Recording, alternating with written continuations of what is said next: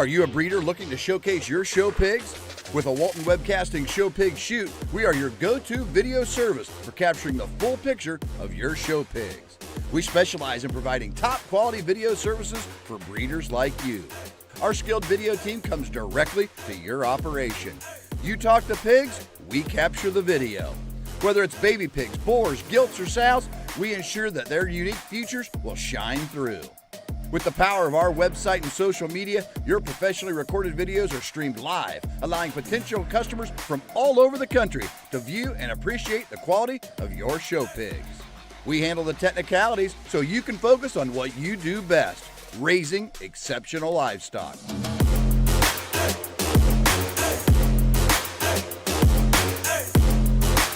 To schedule your next show pig shoot, call Rhonda at 765-431-7367.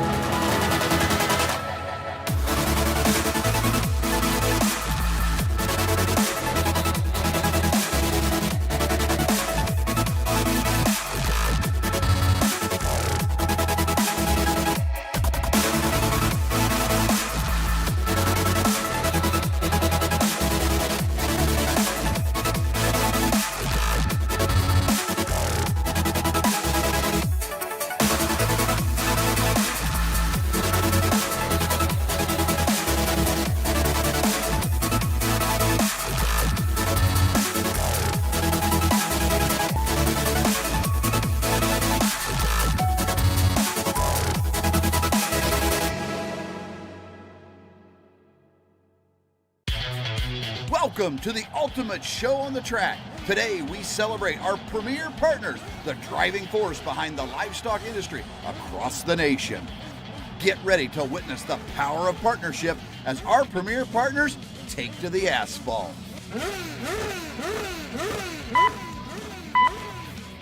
Green light and they're off. On the track we have our first partner, Laird Premium Blend Genetics from premiumblendgenetics.com. Next up, it's Beck's Hybrids from beckshybrids.com. And here comes Showright from showright.com. Coming around, we have Brad Howe Ford from bhiford.com. And here comes First Farmers Bank and Trust from ffbt.com. And rounding out the racers, it's Kennedy Ventures from kennedyventuresok.com. On the track and in the ring, it's all about collaboration and teamwork. Join us in honoring our premier partners because together they're the driving force of the livestock industry.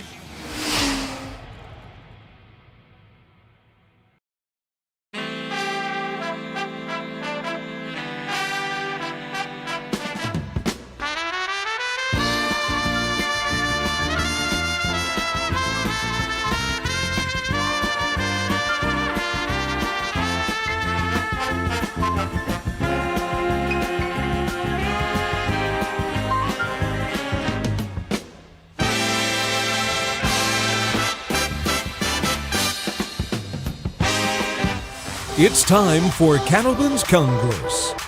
This is a Walton Webcasting production. Livestock like you've never seen before.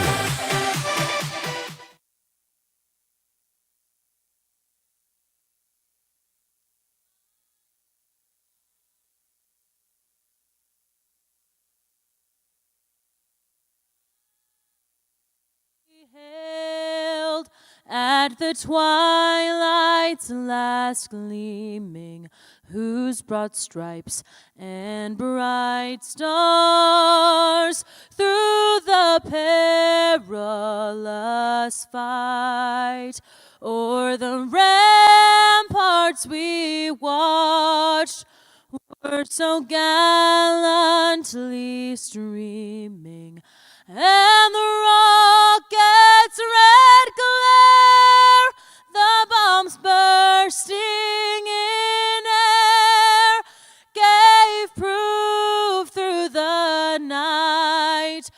that our flag was still there.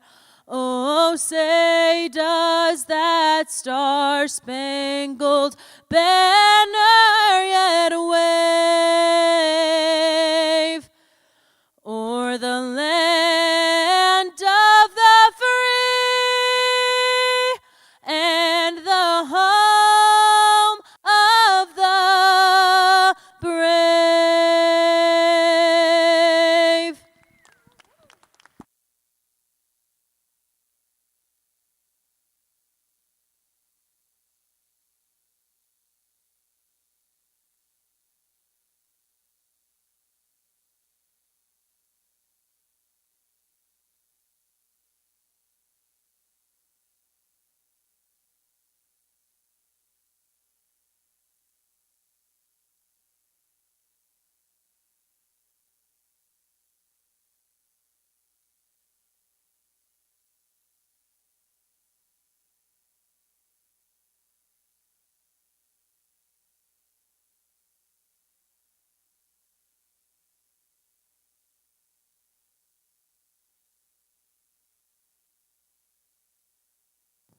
Well, once again, ladies and gentlemen, good morning. We'd like to welcome you here to Oklahoma City to the 6th Annual Cattleman's Congress. We're excited to get started in both Arenas 1 and 2. Arena 1, we'll look to start with your Junior Hereford show. We are going to start with horned females. In Arena 2, we will look to see the Cattleman's Congress Open Limousin show. We are going to start with Division 1 and your Limousin female show. Welcoming to Arena 1, we'd like to welcome Mr. Chris Effling of Highmore, South Dakota.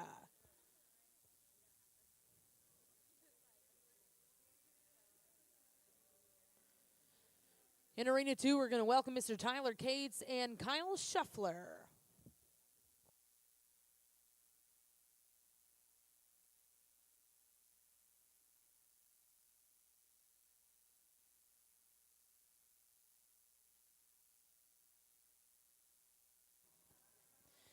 In Arena 1, Class 1, entering the ring at this time, these are horned spring heifer calves born May to June of 2025. And over in the Limousin ring, we'll look to see Class 1 here in your first division of Limousin females.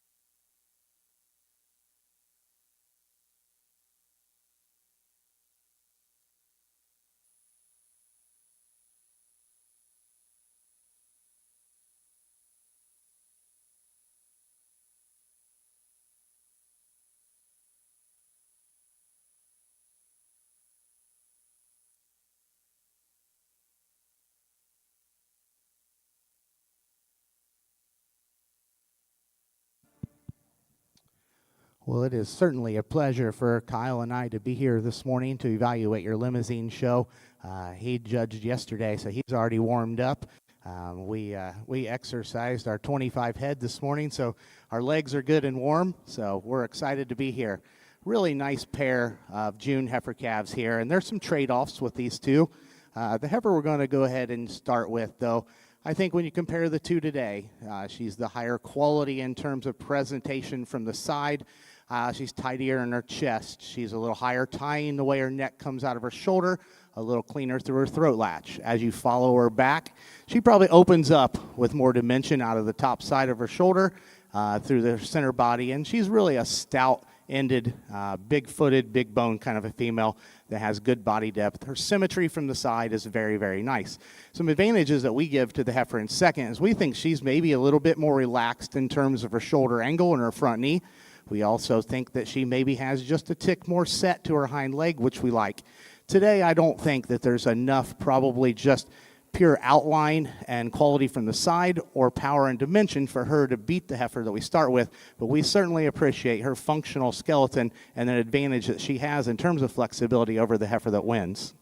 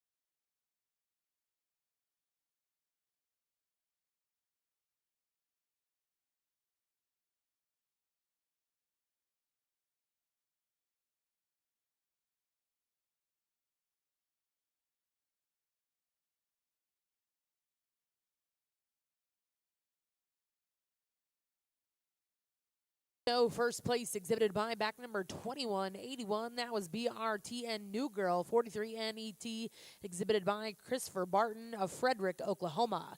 Second place in that class exhibited by Denver Labor of Hillsboro, Ohio. Now in Arena 2 is Class 2 here in your first division of Limousin females. In the Hereford ring to start out your Horned Hereford show, in Class 1, first place went to back number 5006. That's TRF3 Adora 5150 NET, exhibited by Harper Rose Starnes of Fort Payne, Alabama. Second place in that class will go to back number 5002, bred and owned by Mabry Howard of Allen, Oklahoma. Third place exhibited by Hattie Ellsworth of Erie, Kansas.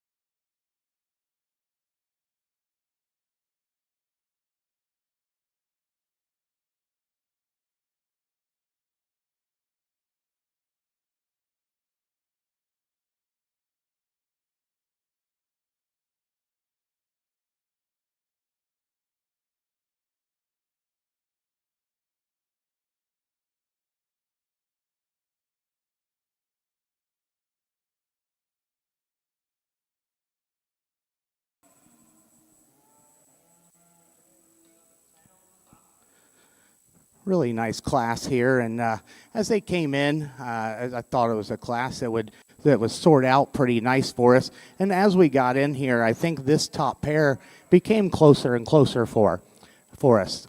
When we get out here, the heifer that comes in is commanding in terms of her presence, in terms of her size and volume, and her look from the side, and her elegance. A highly presented female that's big-footed and heavy-boned. A heifer that, when you compare to the heifer in second, there is quite a bit more length from the point of her shoulder back to her pins. She's a little tidier in terms of her throat and chest. Heifer that really is nice and long and level out over her hip. She's got a bit more foot size and a bit more bone. At the same time, we think this heifer maybe is a little more upright in terms of the angle of her shoulder. A heifer probably we prefer the size and the skeletal maturity of the heifer in second compared to the one in first.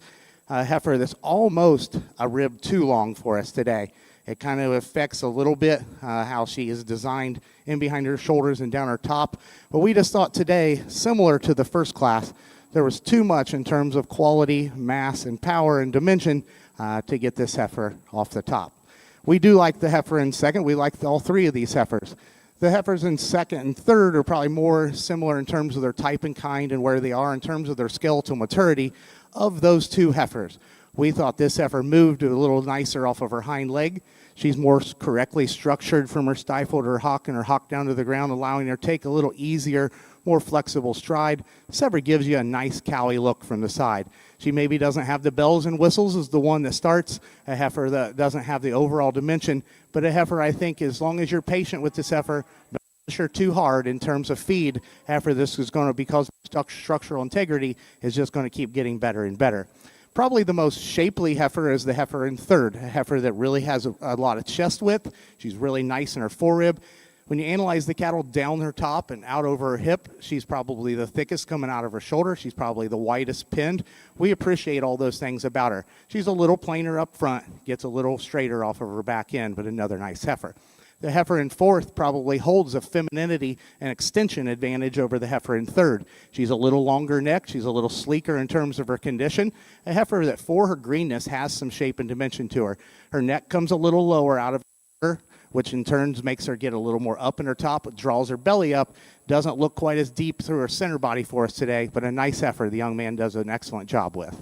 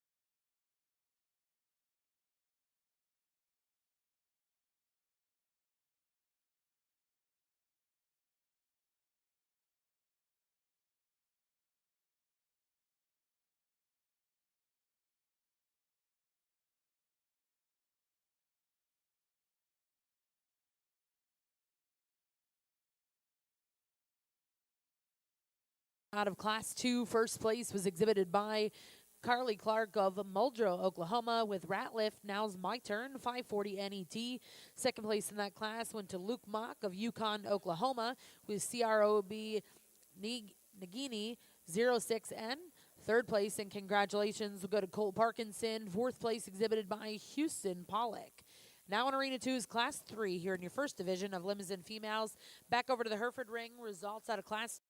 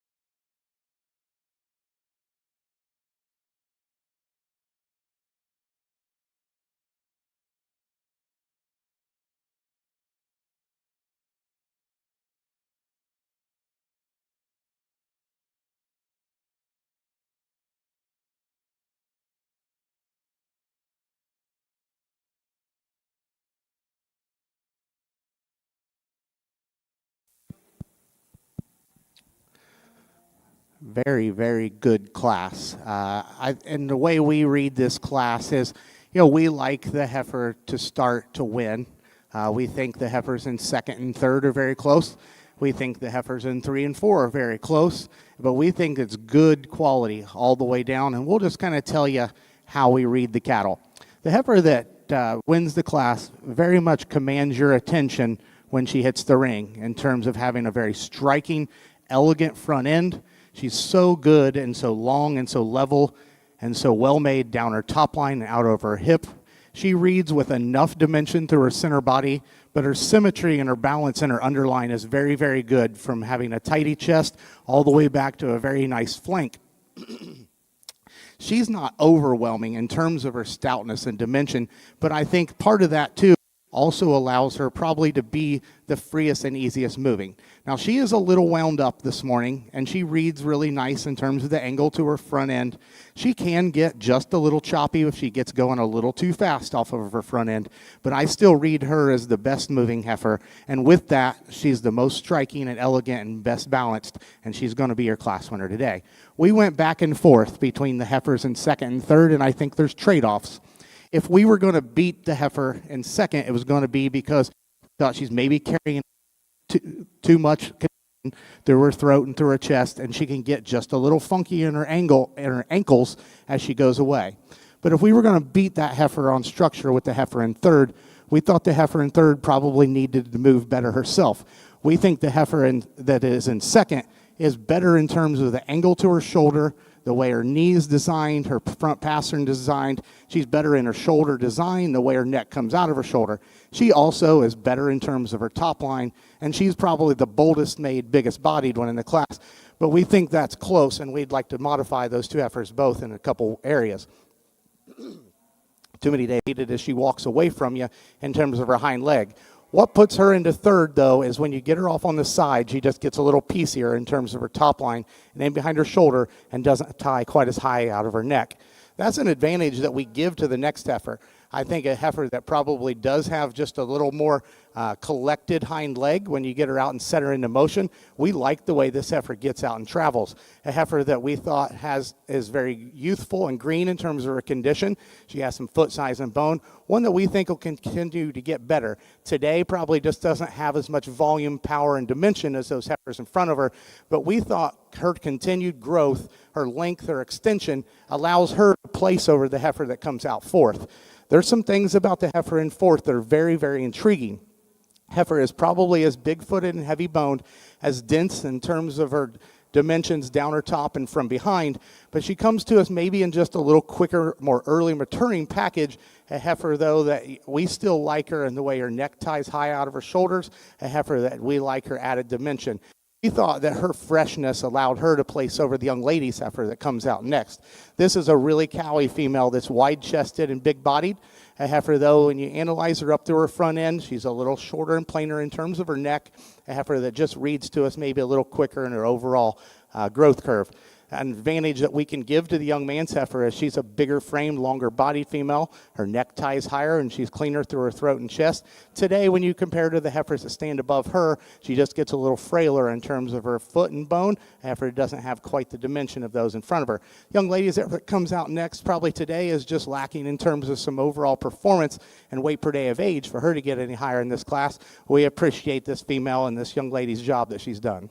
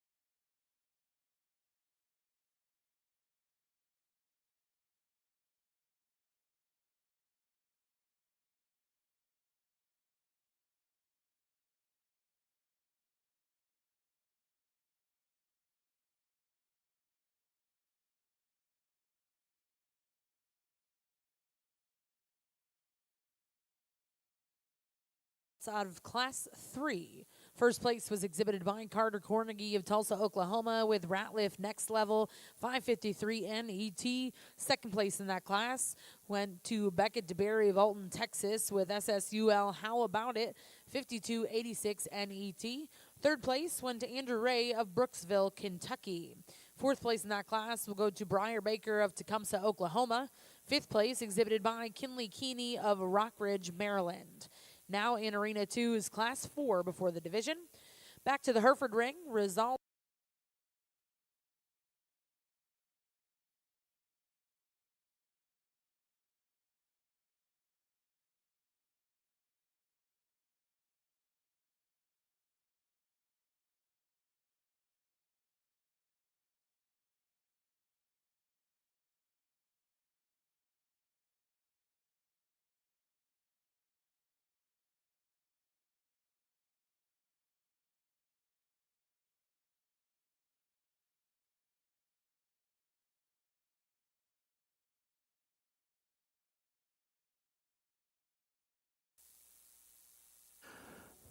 A really nice class, and we kind of felt these three heifers worked their way up in a very competitive class, and we thought the heifer that wins the class was the most complete and kind of combined the things that we liked about the heifers in second and third.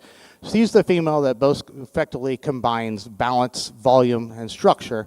When you compare this heifer to the heifer in second, there's just quite a bit more of this female. There's more chest width, there's more forerib, she's bigger top, she's stouter hipped. She also, when you analyze her and compare her to that heifer, is a little nicer in the way she's designed about her pin set. She's a little higher placed about her pins than that heifer. And that's a female that just puts that volume into a very nicely balanced package from the side. If we're going to change her, she maybe can get just a little in at her knee. Her hock angle, she has a really soft pastern. She maybe could be just a little more set back in the angle to her hock when you get her out and move, but paints such a nice silhouette, has a big advantage in terms of volume over the heifer in second. The heifer in second, I think, is one that has a very bright future. We like her structure probably as well as any of them in the class. We think she does have an advantage over the heifer that starts. Today, though, just not quite the dimension and volume, and also when you get her to from the side, not as overwhelming in terms of her presence. The heifer in third is one we definitely appreciate for overall mass, power, and dimension. A heifer that, when you compare to the two in front of her, just get a little more, gets a little straighter off of both ends when you get her out in center and in motion. We think the heifer coming out fourth probably has a little bit more slope to her shoulder. We like the foot size and the bone on this heifer. We like the softness of rib. We'd like to pretty her up front end, up to her front end, clean her up a little bit, and have her move just a little nicer out of her hip. The heifer the two that we have remaining, we thought were close. We went ahead and used the more feminine, better structured option, the young lady in the red.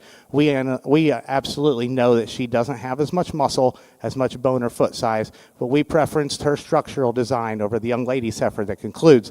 That's a nice female that's got some bone, she's got some power, just needs to be a little sounder when you get her out on the move.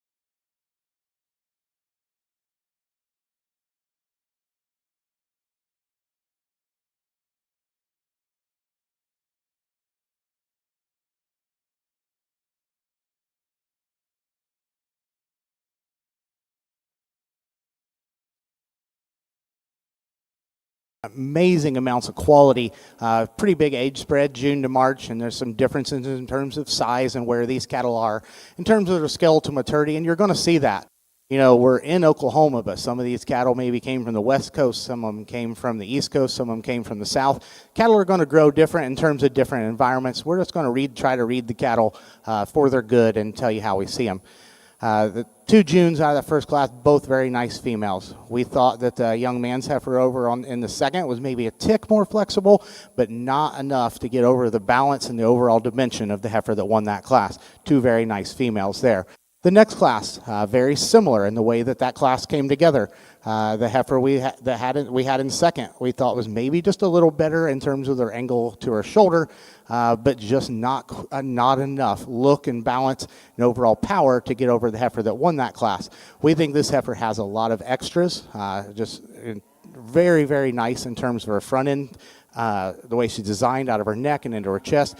Really, really long from the point of her shoulder back to her pins. Has a really nice hip and hind leg. We told you that we thought, you know, we could relax her just a little bit in the way that she moves out of her shoulder. But I think when you get this view of her, as she's a very stout, high quality female.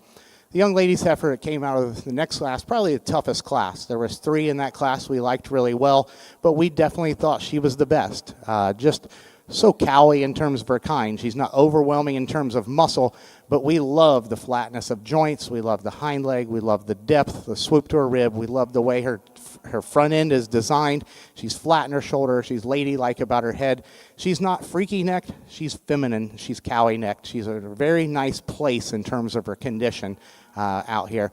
A heifer, like I said, she's maybe not as stout as a couple of the other ones, but one that's kind of our kind that we like.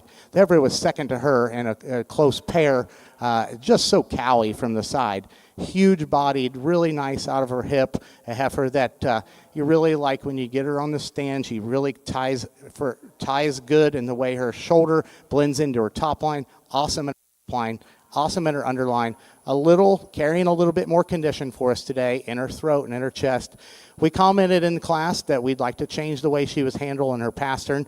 I do think it's a little better the second time through as she's getting loosened up, but it's still something we want to maybe just keep an eye on. That last class was a really good class. It was deep. We thought the heifer that won that class was just the combination. There was a really pretty sound one in second, a really bold, stout one that was a little too straight in third. We thought this heifer combined the two into a nice, complete package. You get her out here, maybe not quite the bells and whistles of some of the other ones, but just good, functional cattle we like a great deal. Let's give these exhibitors a round of applause, and we'll go select you 2 champions.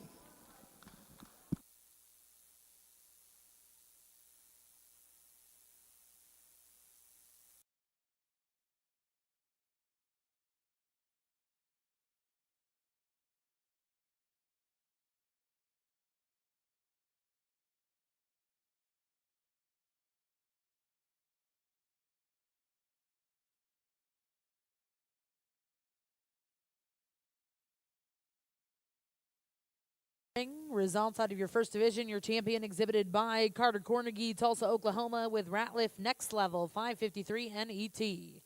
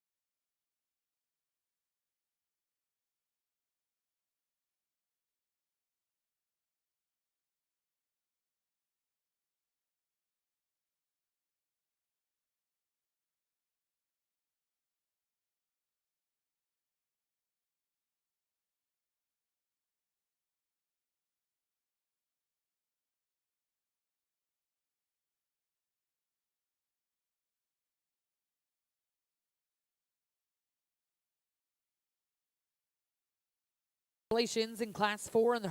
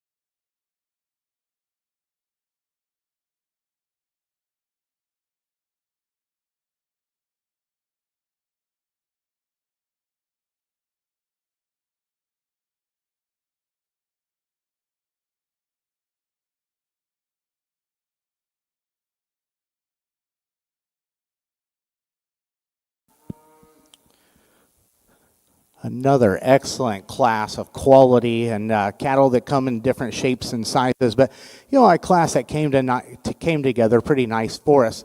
Again, I think the heifer that wins the class is kind of the combination heifer. We like the heifers in second and third. We like the stoutness of this red heifer. We like the silhouette and the structure of the black heifer over there, but we thought this heifer has put those things into the highest degree and is the best balanced and the highest quality from the side. When you analyze this heifer for having this much depth forerib with the pins and top shape to be that neat in terms of the way her neck ties out of her shoulder, good in terms of her chest, a heifer that we like her in terms of her angles. She's a little different in the way she's designed about her front feet, which affects her a little bit when she comes at you, but we still think she's as good as any in terms of her structure, and we think she's the biggest volumed and the best balanced when you get her from the side. We thought this pair was close. We're going to give it advantage to the heifer, the red heifer, being a purebred, having a little more muscle, a little more power to her. Really a female that we like how she opens up when she comes at you. Really wide-chested, bold-ribbed, has more muscle, more width the base than the heifer that concludes. She's a little longer and a little higher placed about her pins and more muscular all the way through. She's not as good in her shoulder. She's not quite as extended up to her front end, but we're going to give her an advantage today within this pair. The heifer that comes out third, we do like her in terms of her silhouette from the side. She's long-fronted and long-bodied. She's clean and flat about her joints, and she gets around the ring pretty good. You get in front of her and up on top of her and behind her, you get just a tick disappointed in terms of width and dimension. The heifer in fourth is very much like that. This heifer we liked in terms of her foot size and bone, a heifer that's got some extension up front. When you get her off to the side, she doesn't balance as nice as that one in front of her. She gets relatively higher in terms of her flank than she does her chest floor. She breaks a little her top, gets a little lower in terms of her pin set. On the move is when you like her the best because she is pretty flexible. That's a nice heifer. I think as she grows and she can keep everything together, she's going to be very nice. The next heifer is one that's very cowdy and broody, has a lot of chest width, big ribbed, maybe just doesn't have as much class up to her front end, maybe doesn't move quite as free and easy out of her front end as that heifer in front of her, but I think one that's going to make you a very nice cow. Young lady's heifer that comes out next is more attractive and more extended up front, just gets out-dimensioned today with some of the other heifers within this class.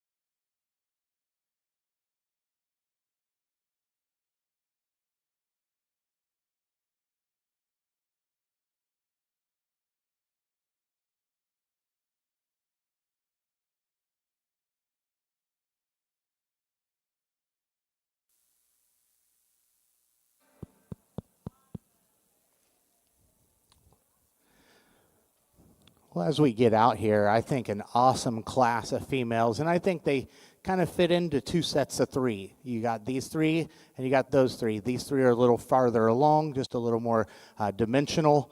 Those three are a little greener, but cattle that have a good future. The heifer that we're going to go ahead and start with, I think is a pretty good animal.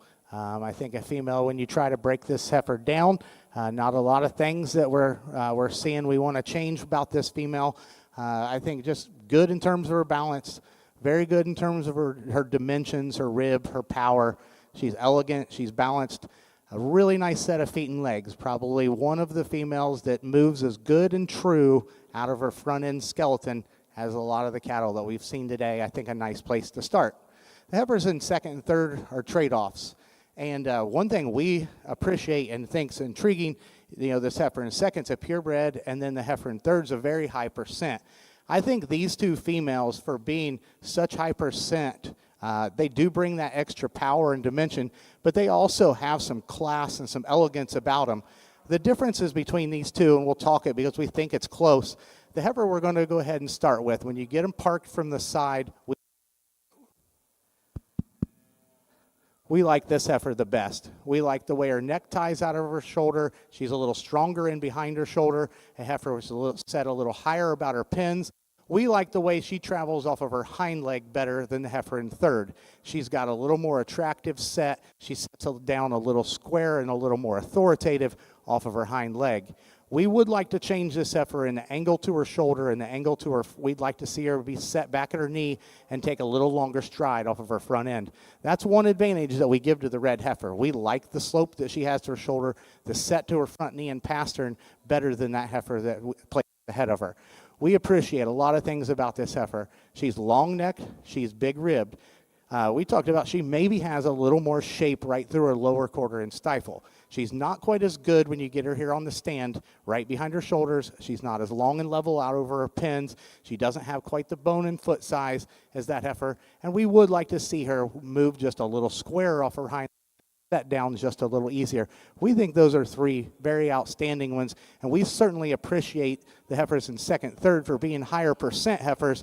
I think that you as breeders can do a lot of things with that higher percent and that good a quality, but we also think that that Limflex heifer that wins that class is awfully good. The heifers we have remaining, we said that a little greener in their condition, not quite as ready to show today, but we like this heifer the best in terms of balance and structure. We read her the best in terms of her lines and the most fluid in terms of her movement. The two heifers we have remaining we thought were close. We thought the young man's heifer that concludes the class has a little more body and dimension to her. Both heifers need to be a little sounder, but we thought the heifer that the young man that's coming out next has a little more eye appeal up through her front end, a little more balance when you get the cattle on the profile. But two very nice cattle. These three young people doing a very nice job presenting their cattle. Let's give those exhibitors a nice round of applause. Well, congratulations over in the Limousin ring. Results out of Class 6. First place exhibited by J.C. Parrish of Liberty, Texas, with Hain TSSL Dirty Dancing, 51-18. Second place in that class will go to Samantha Van Voris, Bowling Green, Ohio, with SSUL Queen Latifah, 53-60 NET. Third place will go to Carly Berkheimer of Dillsburg, Pennsylvania, with TASF Nina, 960 NET. Fourth place was exhibited by Aaliyah Hazel Byers of Johnson City, Tennessee. Fifth place went to Jasper Tomlin. Sixth place in that class will go to Cash Stutes. We're now going to welcome in Class 7 before the division.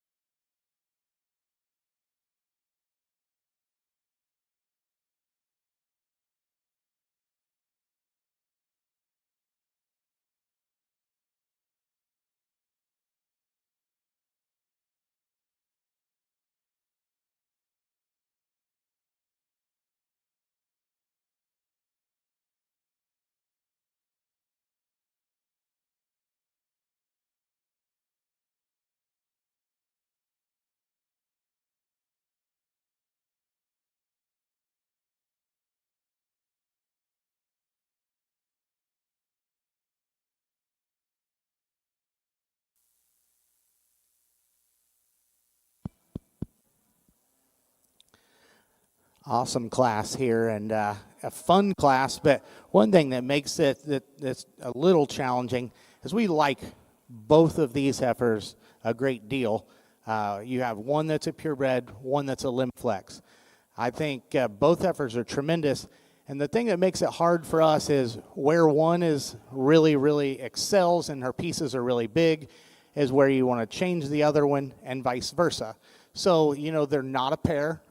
We like these heifers within this division pretty well, but you just have to kind of just at a certain point need to come down and make a decision. What it came down to us is today, in terms of just stoutness at the ground, stoutness all the way through, and dimension, along with a female that she's not ugly, she's not nice, she's not bad balanced. She gets around and hits her stride. She's soft at the ground, maybe plenty soft in terms of her rear pastern. But I just think today, with her advantages in terms of mass and power and dimension, she is good enough looking, she's sound enough that she probably still needs to win this class today. I think the heifer in second has a very bright future. We love this heifer in terms of her angles, in terms of her extension, in terms of her length. A heifer that, she comes to us a little greener in her condition, but you get down on her and she has some shape coming out of the backside of her shoulder and out through her hip. I think even with that heifer in the class, she's probably moderate in terms of foot size and bone, but it does probably draw more attention to that within this particular heifer. She's not quite ready today, but that's okay with us. That's usually how we show our calves. We like that heifer, and we think she's got a very bright future. I think that one this time next year could look awfully good. I think the next two heifers are the two that we like the best in terms of their structure of the rest of the class. We realize the heifer in third is giving up some mass and some dimension to the heifer in fourth. She's not probably as long-hipped as the heifer in fourth. What she is she's definitely trimmer, more extended, more feminine out through her front end. A heifer I see has just a little longer growth curve to her, a little more future. I think no doubt this one in fourth is going to make a great cow. To be that wide-bodied, that deep-bodied, and still be flexible in terms of her structure. We think she just brings a lot to the table. We think she's probably a little quick, and I think probably has plenty of condition on her today, but a nice female you have to appreciate. Her structure allows her to place over the young man's heifer that comes out next. Her shoulder angle and the way she's designed up through her front legs, we like better. She's a little deeper, probably a little more collected off her back end. But we thought the young man's heifer of the remaining class was a heifer that offered really good performance, a heifer that has good balance. She has some shape up through her, shape up high. The next heifer, if you give this heifer more flexibility, I think a lot of good things. She has big pieces. She's on the profile, really extended, really pretty. She gets harder in terms of her body, and when you analyze her from the side, gets pretty upright on both ends. The next heifer is one appreciated as well. She's not there. She gets a little piecey, but feet and legs gives this heifer a chance. She's big-footed and flexible, and if everything comes together, this heifer will have a bright future and will be competitive somewhere. The next young lady's heifer may be one of the bigger framed, higher performing heifers, but gets a little tangled up when you get her on the move, maybe needs just a shot more through her center body.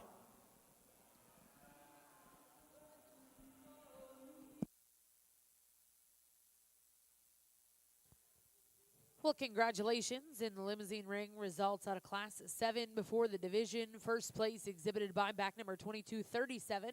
That's KAKG, Never the Same, 501 NET. Bred known by Kylie Gaston of Eastland, Texas. Second place in that class exhibited by Grant Rumpel of Decatur, Indiana. Third place go to Carly Henderson. Fourth place was exhibited by Satch Dowling, Fairgrove, Missouri. Fifth place exhibited by Kason Kaiser, Lufkin, Texas. Sixth place went to Abby Newberry of Cedar Hill, Tennessee. Seventh place exhibited by Brooke Campbell. And eighth place went to Mackenzie Dobbs. We're now bringing in those first and seconds. We'll select a champion reserve here in this division.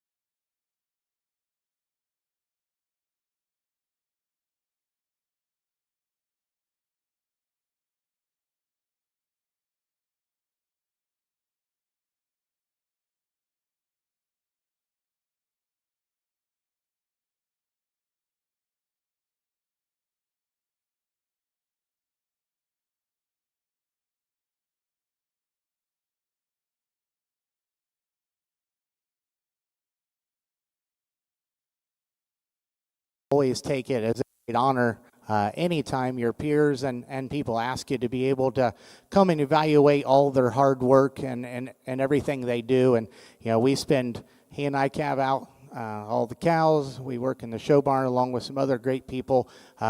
We get what goes into this, but it's so honoring when you get to judge a division like this where, there's 6 individuals out here that can go wherever these cattle are from and compete. They can also compete so high at the national level, and it'll be fun to see these cattle continue competing against each other over the next year. I would lie if I said I don't take an invested interest after we've evaluated heifer calves to see if they turn out maybe how we expected. We'll just tell you what we see today, but I do want you to know how much fun this has been to evaluate this division.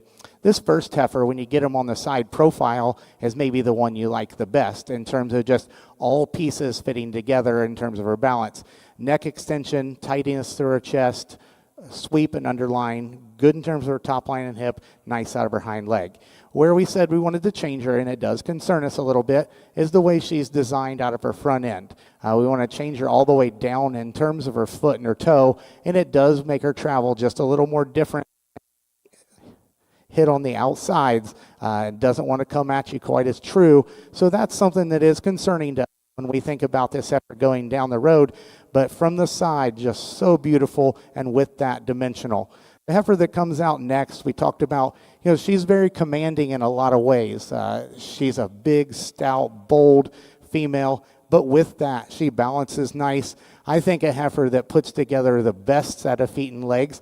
As we've analyzed the cattle today, I think she's as good in terms of her front end structure as we've seen, and just very cowy yet elegant. I think a heifer that puts a lot of nice things together. That last class was a class where we liked both of those heifers a great deal. We found them to be on very different ends of the spectrum and bring very different things to the table. This heifer being a purebred, the things that we think are very intriguing about her that stand out, I think this is one that'll generate. Her foot size, her bone, her width, her dimension up high from behind, to have all of that and still be sound and still have a nice look makes that heifer a very intriguing female. We talked about, when you analyze that heifer off her hind leg, she definitely hits her stride because she's loose in her spine. She's correctly angled from her stifle to her hock. She does get a little straighter in her hock and a little softer in terms of her pastern, which probably is what allows her to get out and travel. We like that heifer a great deal. That's maybe where we would modify her. The heifer that was second to her in class is one we saw lots of future. So elegant, so feminine, maybe just today not quite ready. The heifer that was second in the middle class, really stout, really dimensional, really good looking, wanted to change the angle to her shoulder. The red heifer out of the first class that was second, one that as a high percent heifer, we loved her cowiness and broodiness. Maybe out here with these, not quite the bells and whistles, but awesome set. Please give these exhibitors a big round of applause. You could go lots of ways and still look pretty good here.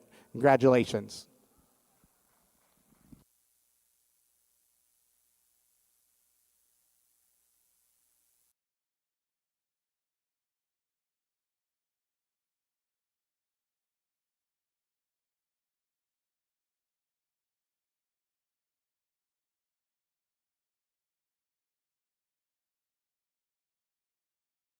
Your champion in that division coming out of Class 6, exhibited by J.C. Parrish, Liberty, Texas.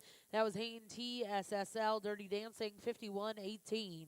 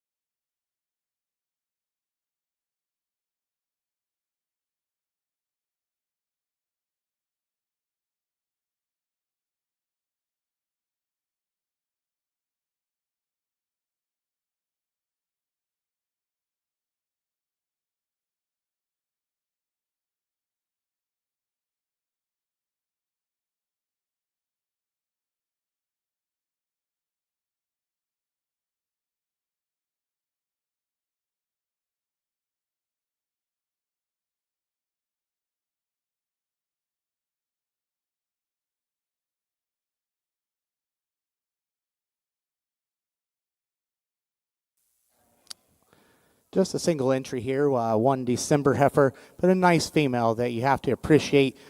She's a long-fronted female. It's flat-shouldered. She's long extended from the point of her shoulder back to her pins. However, maybe have a little bit more flexibility, set her down just a little deeper in terms of her center body, but I think a nice female young man's done a nice job with. Thank you.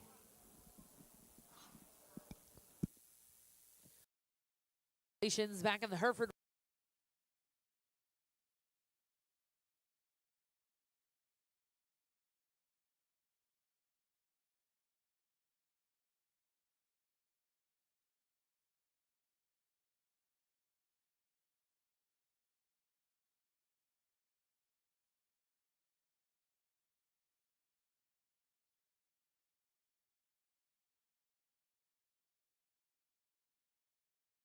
Out of Class 8, first place exhibited by Bradley White of Dayton, Texas with LLKT Molly 450M. Now in the ring is Class 9.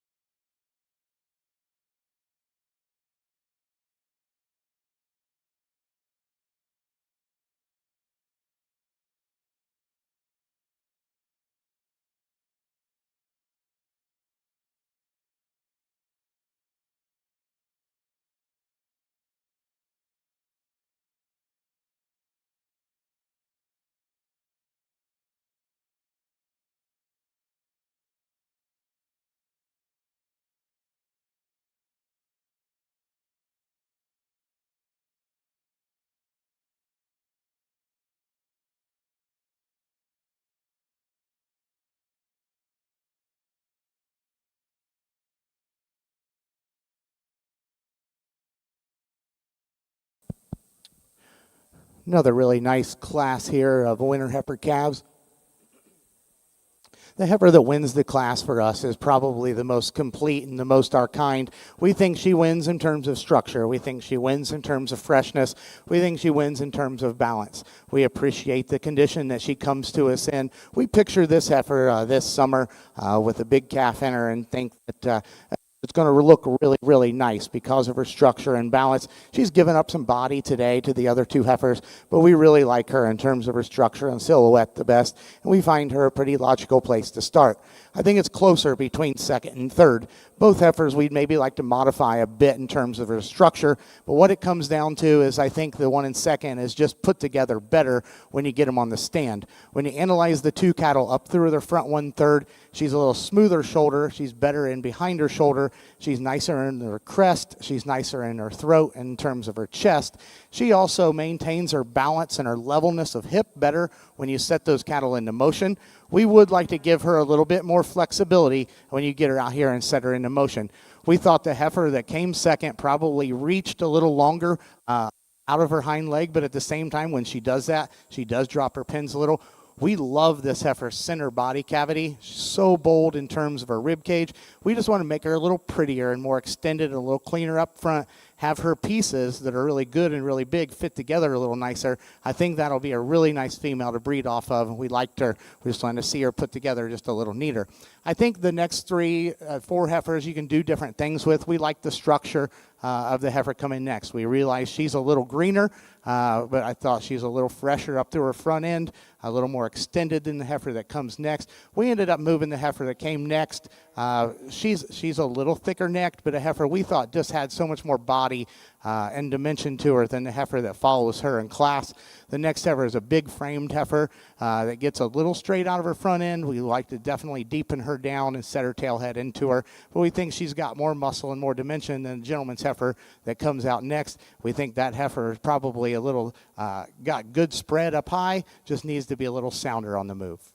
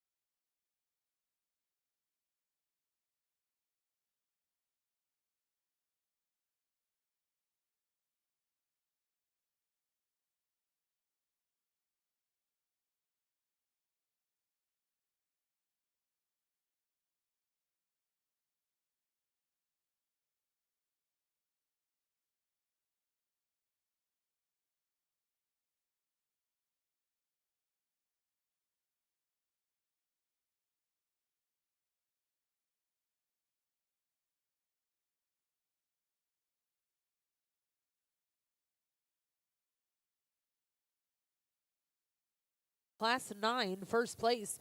Go to back number 2249. That was Connolly KMCC Jade 423M, exhibited by Brinley Payne of Tishomingo, Oklahoma. Second place in that class, exhibited by Delia Labor of Hillsboro, Ohio. Third place, and congratulations go to Carly Favor of Marshfield, Missouri. Fourth place was exhibited by Eva Windsor of Lebanon, Missouri. Fifth place, Jasper Tomlin. Sixth place in that class was exhibited by Tacey Baker. Seventh place, and congratulations goes to Miranda Parks. Now in Arena 2's Class 10. Back over in the Hereford ring, results out of Class 12.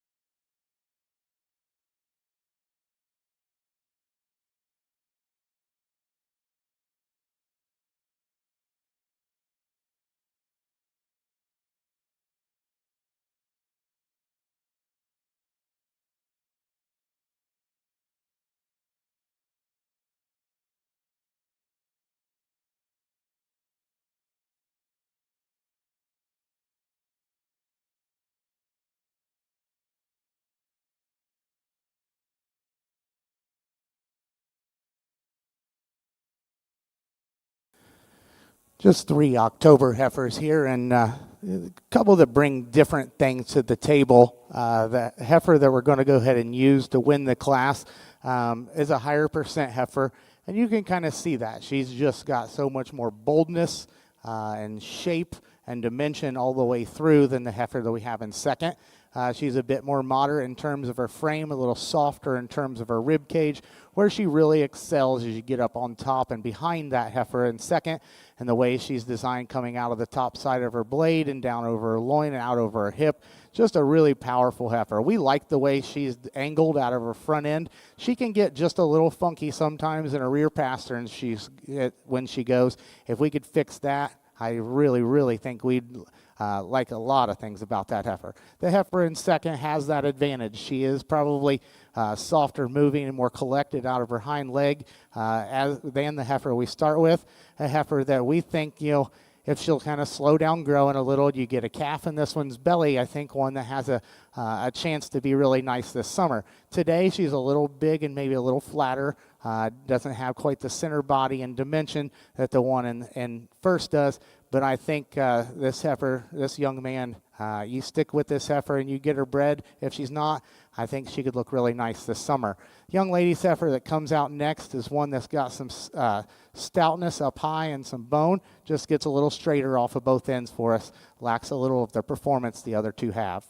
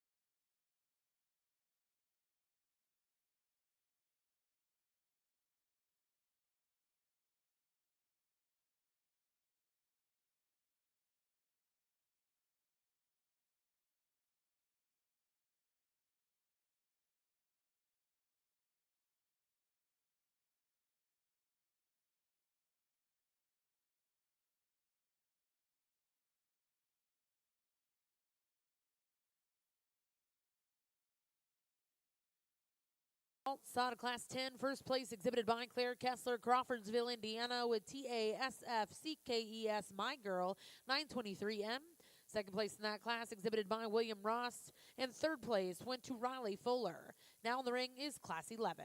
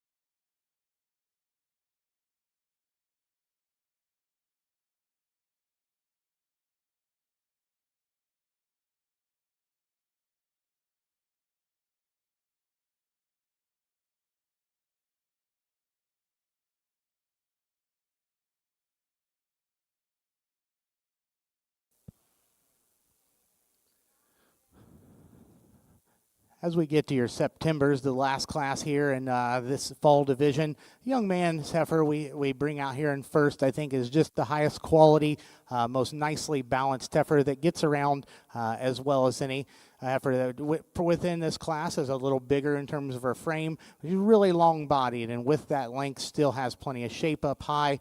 A heifer, when you compare her to the other ones, we think she's just the classiest in terms of her overall balance, symmetry, and a heifer he does a nice job with. Young lady's heifer, one that she's shown very, very nicely.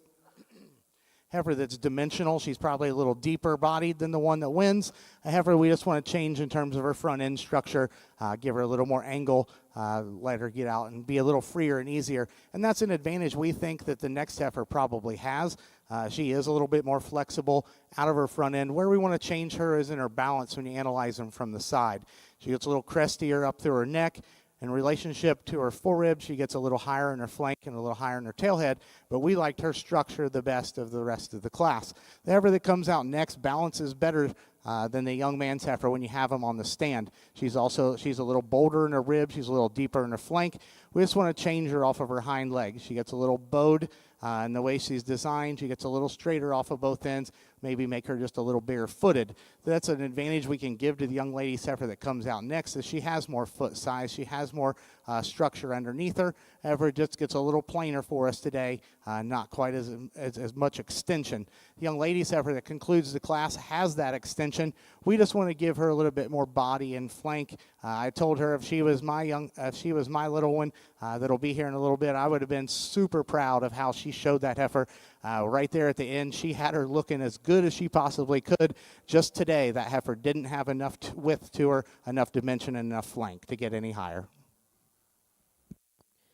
Well, congratulations in the Limousin ring. Results out of Class 11. First place will go to back number 2263. That was Minnow Masquerade 208 MET, exhibited by Gabriel Miner of Stratford, Missouri. Second place was exhibited by Tacey Baker of Tecumseh, Oklahoma.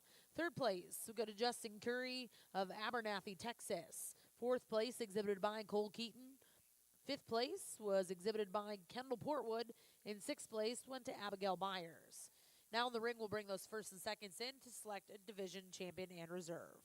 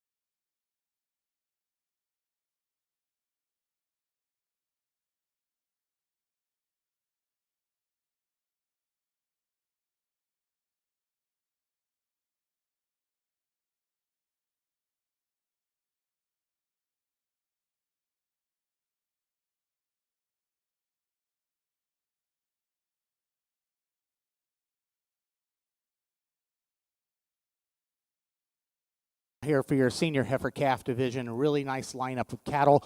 Probably some more differences, which a lot of times you see. There's a big age spread always from December to September in the falls. You get these cattle kind of as teenagers that are a little awkward sometimes. They're in such different places in terms of their skeletal maturity. But I think if you just get the cattle together and pick the ones that are put together the best, that's what's going to please us. The December heifer out of our first class was just single entry. one that's really strong and straight down her top and level out of her hip. Maybe not the flexibility when she set the cattle into motion that a couple of the other ones have out here, but a nice individual. A really nice class that had 3 up on top that we really liked in that second class, but we thought the heifer that won did so pretty handily. From a balance, eye appeal, femininity, and structure standpoint, she's one we like a great deal. Really flexible off of both ends. Her silhouette's very nice. When she gets out and travels, she's very sound. She does a nice job getting her set up. Her neck probably could tie a little higher out of the top side of her shoulder, but that's being pretty picky on one that I think is good today and going to continue to get better. The one that was second to her in class of 2 big-bodied, bold females, we like this one's balance a little bit better out through her front end. We'd like to modify her just a little bit off of both ends of her skeleton, but we loved her mass combined with her balance. The next class, October's, offered us a pair of heifers that were very contrasting in terms of their type and kind. The heifer that wins, we admitted if we could change the one thing about her, that she wants to rock just a tick in terms of her pastern, this one offers a great deal. To have that much shape, dimension, rib, muscle, and still she's nice in terms of her front end structure. She's so elegant out of her front end.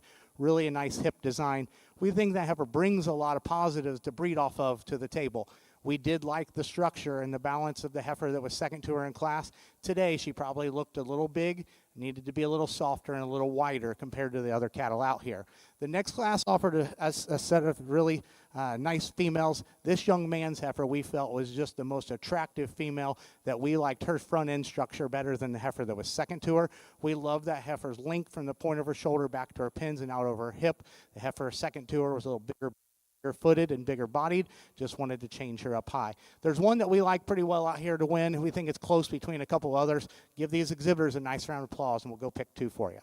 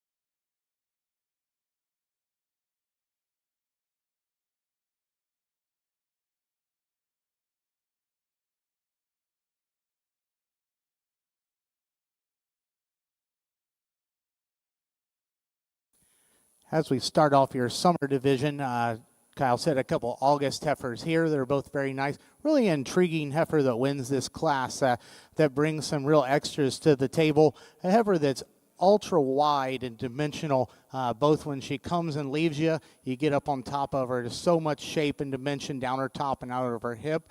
Yeah, she balances nice, a heifer that's got flexibility when you set her into motion. It'll be nice to see her back in division and see what's left to come in this division. Man in second has got a feminine heifer that he does an excellent job with. Since he's had this heifer in the ring, he's never missed a beat. He's had her set up every single time. Just today, when you compare to the heifer that wins, just not as much mass and stoutness all the way through, but you're a very good showman. Congratulations. Well, congratulations in the Limousin ring. Starting out your next division, first place, we'll go to back number 2270. That was HB Whiskey 470M, exhibited by Laura Franklin of Brownsville, Alabama. Second place in that class will go to Carter Curry of Abernathy, Texas. We're now going to welcome in class 13. For those of you joining us here in the OG&E Coliseum, currently here in Arena 1, we're going to take a brief photo break before we get started with your junior pulled Hereford division.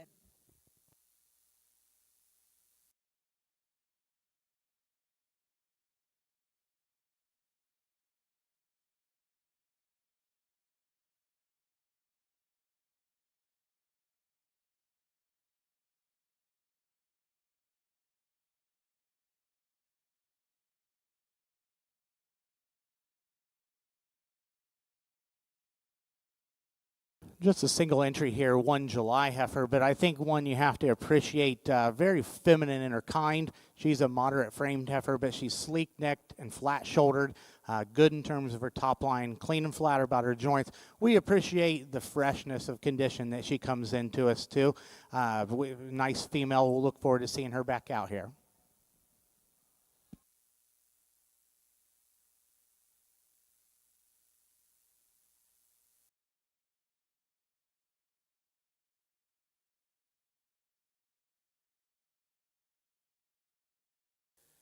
Well, congratulations, Class 13. First place will go to back number 2272. That was GZWY Mercedes 0410MET, exhibited by Brant Gazaway of Stillwater, Oklahoma. We're now going to welcome in Class 14 before the division.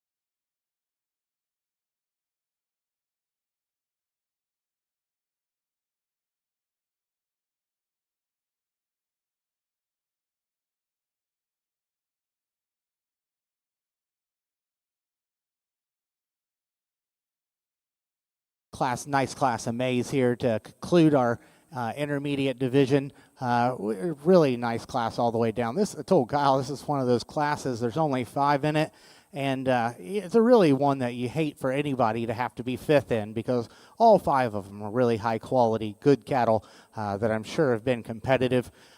We never really wavered from the one that won, though. As soon as she hit the ring and we saw how she moved about the ring, she was the one we were drawn to just because of her structural. Really good angles off of both ends, really nice in the angle to her shoulder, set to her front knee and pastern, works off a very functional hip and hind leg, really fresh in terms of her condition, good body shape. I think she's the female that just puts the most good things together and in the most complete functional package. We thought it was really close between second and third. We liked both heifers very well. Where we're going to talk them, I think when you get the cattle on the stand from the profile, and both of these showmen do an excellent job getting these cattle presented, we think the pieces fit together just a little bit better on the heifer that's second. When you analyze them up through her front 1/3, she's a little nicer at the top and the crest of her neck.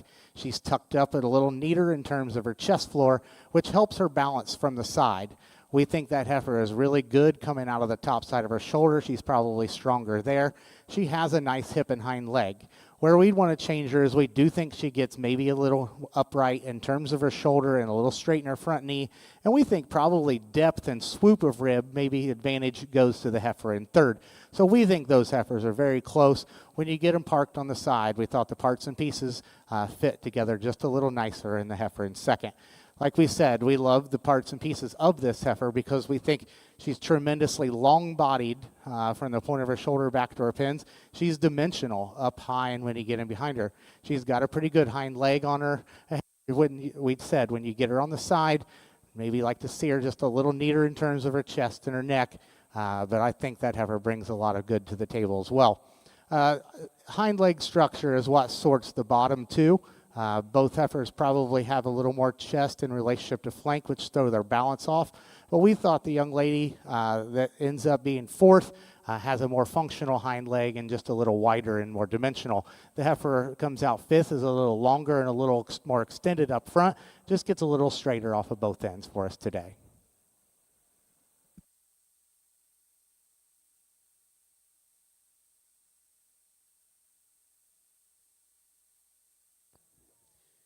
Well, congratulations in the Limousin ring. Results out of Class 14. First place exhibited by Zachary Buchanan, Waxahachie, Texas, with BRDG Google 32 MET. Second place exhibited by Cambry Murray of Lebanon, Oregon, with 2T Mimi.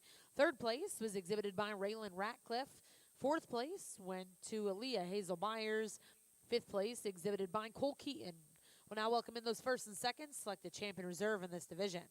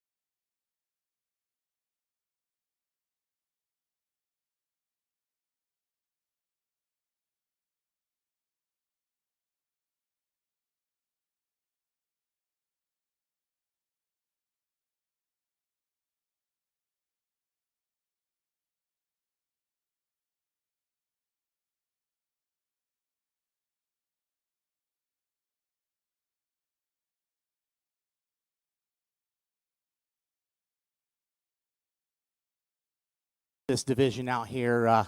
Really not the numbers, but certainly still the quality. And I think we're going to have good representation in our grand drive coming out of the two that represent us within this division. We went ahead and set those cattle up going that way. I don't like setting cattle up going out the ring, and we talked about if it became a problem, we would give them around here to where we can get a better view of them. And this heifer's fighting a little anyway, but she definitely wanted to go out the ring. We think that heifer is very unique. We think she brings a lot of donery type pieces to the table. Just very, very dimensional. Big legs, big feet, so stout. She's wide when she comes. She's wide when she goes. Heifer that, if you're going to be on her, maybe change her in the way she moves out of her front end just a little bit. Give her a little bit more reach. When she stops, maybe wants to get a little wide up to her front end. But that heifer brings some real cool intangibles. I think a female would be very fun to breed off of. As we get the heifer out of the second class, one that was a single entry, one we loved her femininity, her cleanness of joints, just gets outmassed and outpowered out here today within this particular division. That last class was a really nice class. We thought that heifer handled it pretty nice because of her structure. We think she's very fresh in terms of her overall condition. Heifer that still balances up nice when you get it from the side. We thought it was close between second and third in that class, and still think it could have went either way. But I think when you get them out here, it comes down to us two class winners, the one out of the first class and the one out of the last class. And when we broke it down, we just thought that on the stand, the things we like about this heifer is she's a little higher placed about her pins and a little longer hipped, a little fuller in her forerib. The things that we wanted to change about this heifer were the only things that we would grant to that heifer. We thought that this heifer's structure just sets her apart within this division. She has enough mass, enough power. We think she's very, very fresh. So Kyle's going to go out and select the champion reserve. Let's give these exhibitors a nice round of applause.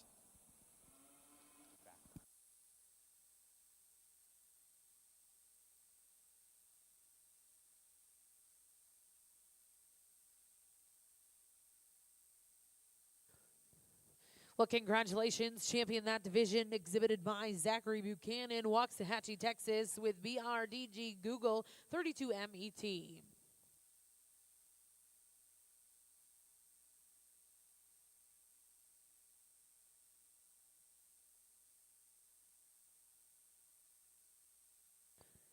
And congratulations, reserve champion, coming out of Class 13, exhibited by Brent Gazaway, Stillwater, Oklahoma. That was GZWY Mercedes 041MET.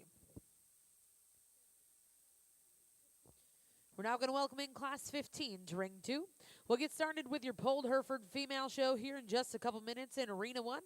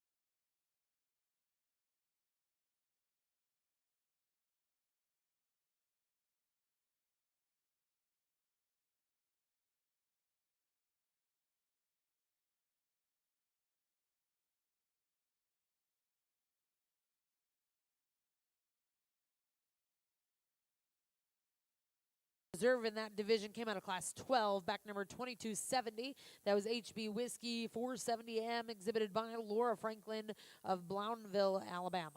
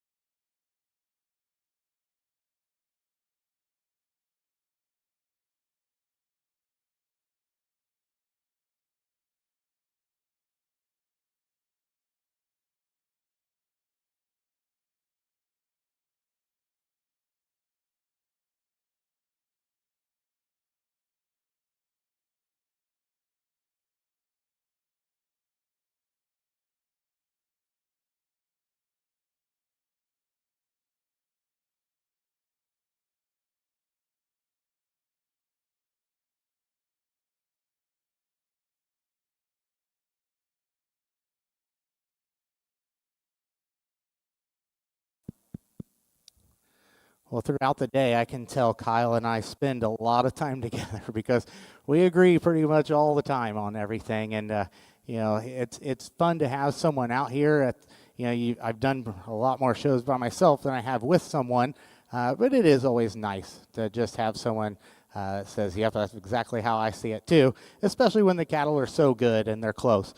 We thought the heifer that won the class though did pretty handily. We think this one, from a brood cow standpoint, brings a lot to the table. A female that's so maternal in terms of her overall design. We like her structure a great deal. She's clean and flat about her joints. She's got a nice underline. She's got nice teats forming back there, good spacing, good size. A female that just has about the right amount to her.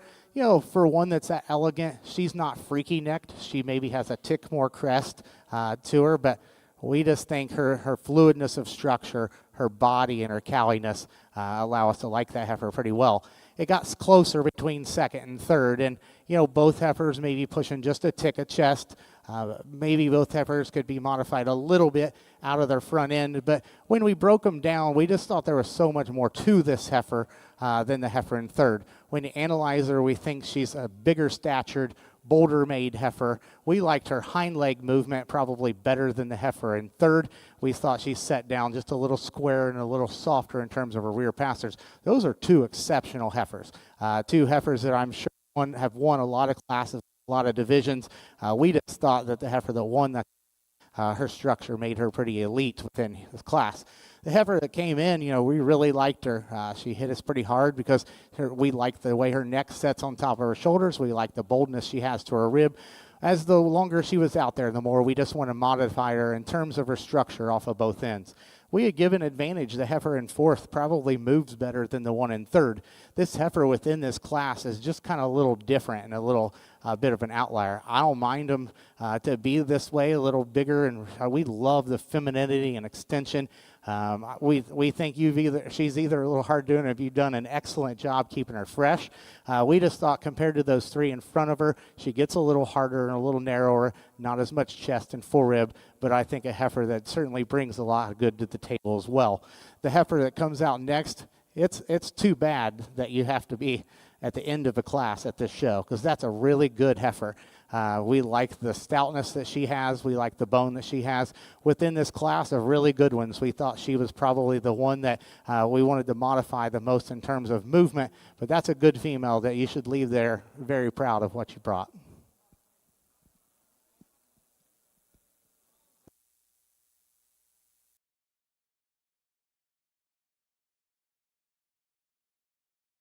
In Class 15, first place over here in the Limousin ring goes to back number 2289.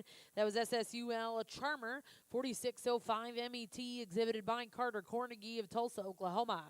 Second place in that class, exhibited by Rory Peterson. Third place, and congratulations, goes to Liliana Portwood. Fourth place was exhibited by Cinch Dowling, and fifth place went to Ella Snyder. Now in the Limousin ring, we'll look to see Class 16.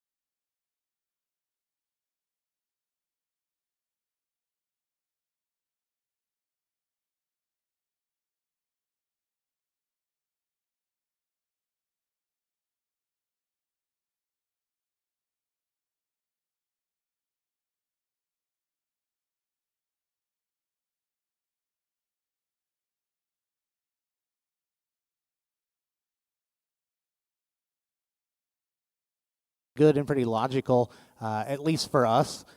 We think the heifer that wins the class just wins. She's one of the two really nice structured heifers, really eye appealing and balanced from the side. And there's just so much more of this heifer than the heifers we have in second and third. She maybe just a tick straighter in her knee, but still gets out and flex. She toes straighter forward, and we love her hip and hind leg. Really nice female. We had thought two moderate framed heifers here in second and third, but we thought the heifer in second won both in terms of structure as well as in terms of balance. When you get this heifer out and put her into motion, she's pretty flawless in the way she gets out. Her angles are really good. She's very soft. When you get her parked on the side next to the heifer that we have in third, she's tucked up nicer in her chest. She's deeper and fuller in her rear rib and flank. We really like the heifer in third as well. We think she follows that same type and kind. A heifer, though, when we get her out and set her into motion, she's not quite as fluid in terms of her movement, not quite as balanced when you get her on the side. Two heifers that in fourth and fifth, they may be the two stoutest, most dimensional, biggest boned heifers we have out here. We thought both heifers were a little straighter, but we like the heifer that we put in fourth in terms of her moderation and her body a little bit better than the heifer that concludes the class that is a little bigger and not quite as shows much depth through her rear and flank. But two heifers, I think, offer a lot of power and dimension and a really good breeding program. Really nice class of females. Well, congratulations back in the Hereford ring to start out your pulled show.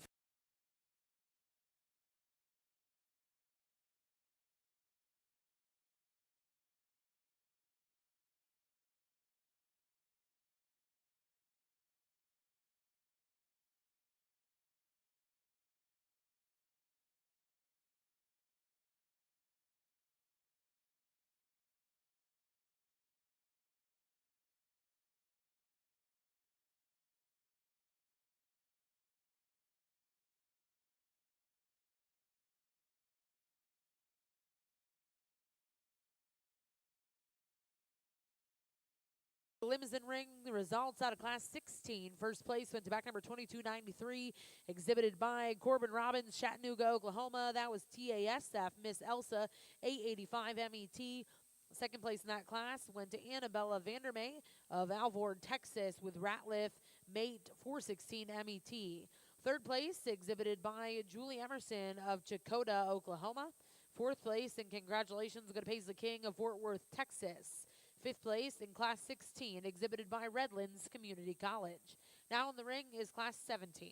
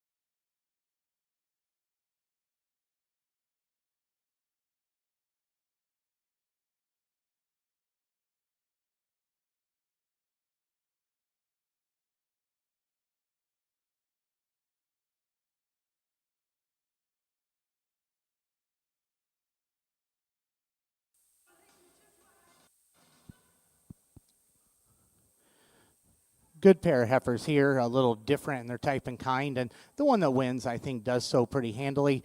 A big heifer, but a big good heifer. A heifer that with all that size and stoutness and mass still comes to us fresh in terms of condition.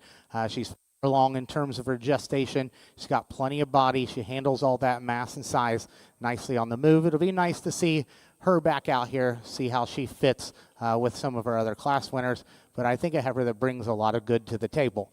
The heifer that was second out here, you know, a heifer that has some really good parts and pieces. I like her neck and her shoulder. Heifer that's big and bold in terms of her top shape and her boldness and to her center body.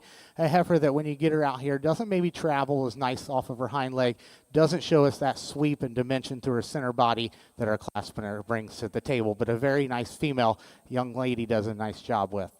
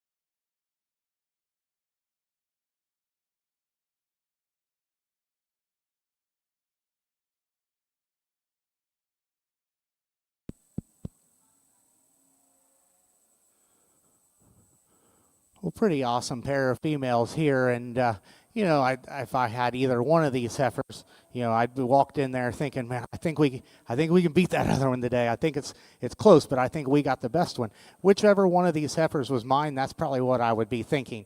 And we thought it was really close, and I think everything that we talked about, we agreed upon. There's subtle differences. There's not like major things that make you say this one, if we don't use this one, we're idiots. We thought it was close, but when we broke it down, we found more things that we preferred about the heifer that wins over the heifer in second. This heifer probably has as exquisite a look and presentation in terms of her front end of any of the yearling heifers we've seen. We think the heifer is very fresh, very elegant, very nice out through her front end and good in her chest. We think the biggest advantages that this heifer has over the heifer in second is underneath the hair. We think there's more to this female, and you can see it when you analyze them both from the side and from behind.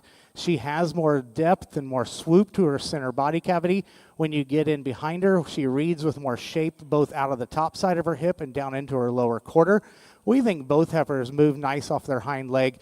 We thought that maybe the heifer in second was a little squarer when she comes at you and reaches just a little bit better than the heifer that wins the class. But we just thought that this heifer's freshness, roundness, boldness, trueness of dimension and shape, we thought she was just a very female that has a lot of natural dimension to her and so elegant.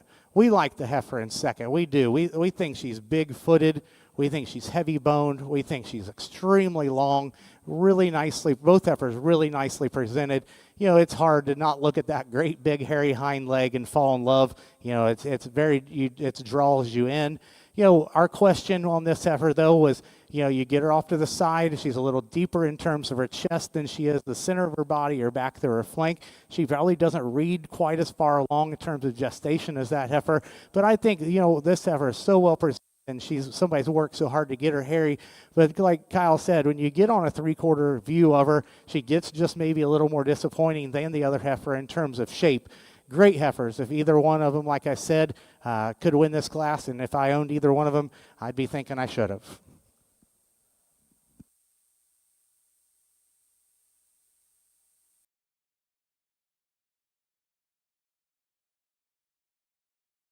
On a Class 18 first place exhibited by back number 2305.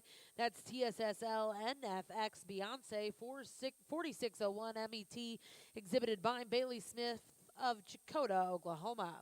Second place in that class exhibited by Kennedy Lockhart, Fort Gibson, Oklahoma. Now going to welcome in Class 19 before the division.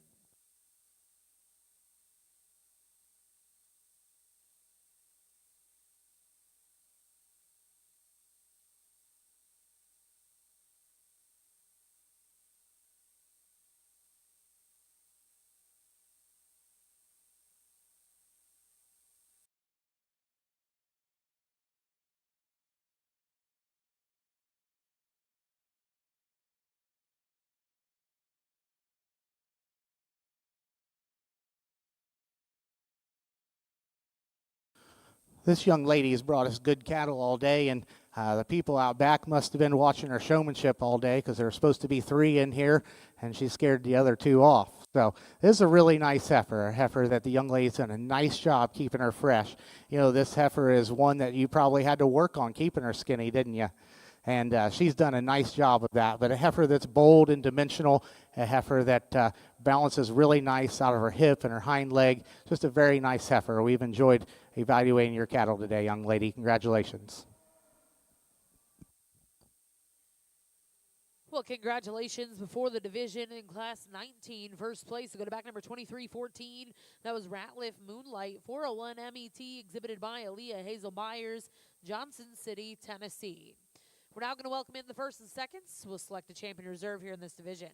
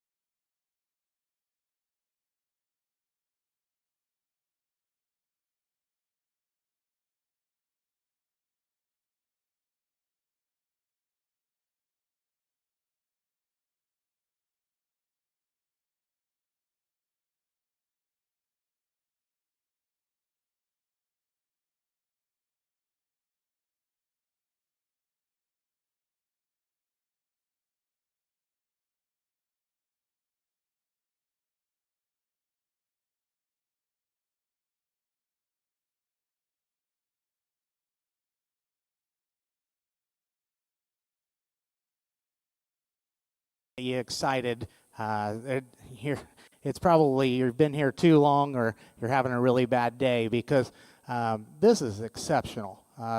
This we knew it would be good, and it's been even better than what we expected. And it comes down to you can go 3 or 4 different ways out here, and we'll just kind of tell you how we see them and how we see them today, because I'm sure cattle look different each and every day, and the longer they're here, some probably get better and some probably go the other way. The heifer out of our first class is one that, from a structure standpoint, we probably like as well as any. We love this heifer from her shoulder back. From her shoulder back, we're not sure she's not, including her feet and legs, the best one out here. We love the angle she has to her shoulder, her front leg, her knee. We love her top line, her hip, and her hind leg. We like her belly. We love her teat structure. She's good in terms of her chest. She does have not as exquisite a front end as a couple of the heifers out here. She's got just a tick of throat. Where we really kind of want to change her is the top set of her neck, her crest. And you notice it probably more when she gets out and moves, because her neck comes just a little lower, and you have that hump there that just distracts you just a little bit in terms of just an exquisite look. But we love that heifer. If you put her neck, a different one's neck on her, we think it's pretty good there. The heifer out of our second class, we think, brings a lot of good to the table. We like everything, all but one thing about her as well. We think she is really nice fronted. We think she's very bold and cowy through her center body. We love her hip and hind leg. We'd like for her to maybe move just a little better out of her front end. We think that angle to her shoulder could be a bit better. When she stops, she wants to stop a little wide and just a little uncomfortable. And we know that these cattle have been on the road a while. They're heavy bred, and that's not always going to be perfect, but that's just what we see, the only place that we would change that one. The next heifer is a little different out here, one that I think has a real donor cow look to her. She is big in terms of her kind, but with that size, she's so dimensional, so big volumed, just tons of power.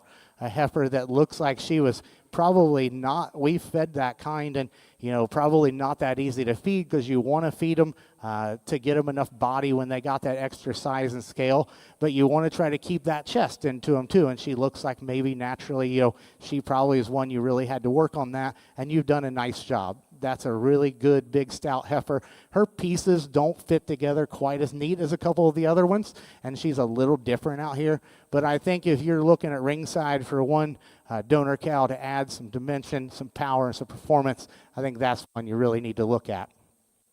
The heifer out of the next class is really, it was a close pair, and the longer they've been out here, the more comfortable we have felt with our decision. That heifer probably has the most elite, exquisite look of any of the cattle out here. Just so tidy in terms of her neck and in terms of her chest. Her silhouette is so good. Awesome in terms of her hip and her hind leg. Good in terms of her sweep to her rib cage. A heifer that, we talked about when she gets out and goes, we think she's getting a little tired. And when she gets out, when she first comes in and she's amped up, you call her structure pretty well right on the money. She can get a little lazy, and you can question her front end structure just a little bit. But I think if you get too picky on this heifer, you're missing the boat with all the really good stuff that one brings to the table. The heifer that comes out next is one that we talked about with a single entry. We loved her in terms of her bone and foot size, her length of spine, her levelness of hip, just a really nice heifer. Out here, her underlying balance maybe isn't quite as good as the others, but awesome set. Let's give these exhibitors a round of applause. We're going to talk one more time, but I think we've pretty well got what we want. These need a bigger round of applause than that.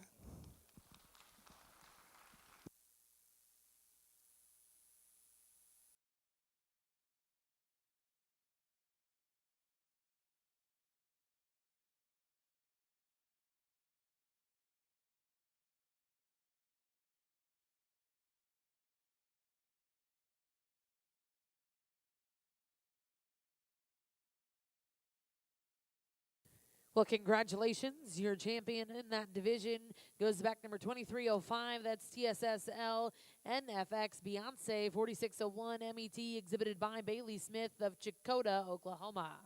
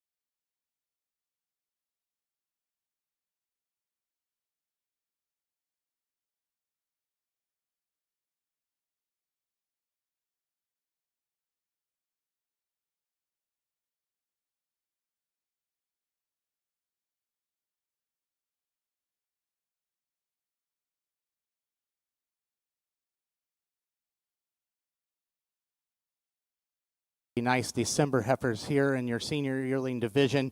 This both of them very, very nice, but I think the one that wins does a lot of neat things to a high degree. A very fresh, good structured heifer that's good in terms of her balance. She's got enough stoutness. I like the extra size and extension that she has. Just a very, very nice one to start with. I think this heifer in second is one that could go a lot of places and win this class and compete in this division. I think a heifer that's really nice in the way her neck sets out of the top side of her shoulder, really bold down to her top. She has a nice pin set. Heifer that doesn't maybe look quite as far along bred as the one that wins. Maybe not quite that exquisite look up front, but a really good heifer you should be very proud of. Congratulations.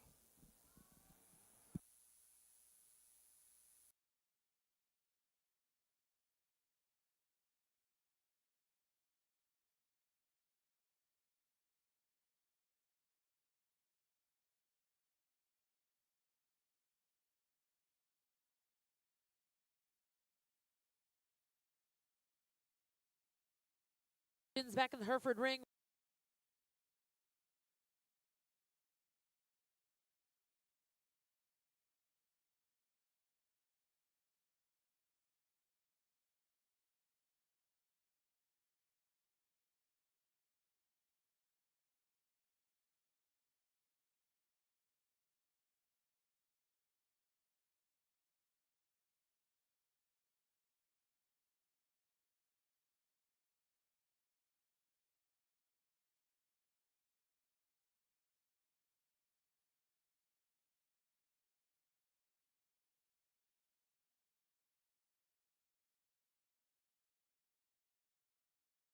September senior yearling here that's already got a calf on her side and already doing what they're meant to do is get into production and produce and generate for these young people and these younger generation. This one's got nice feet underneath her. They've got feet that look like they're going to last for a long time.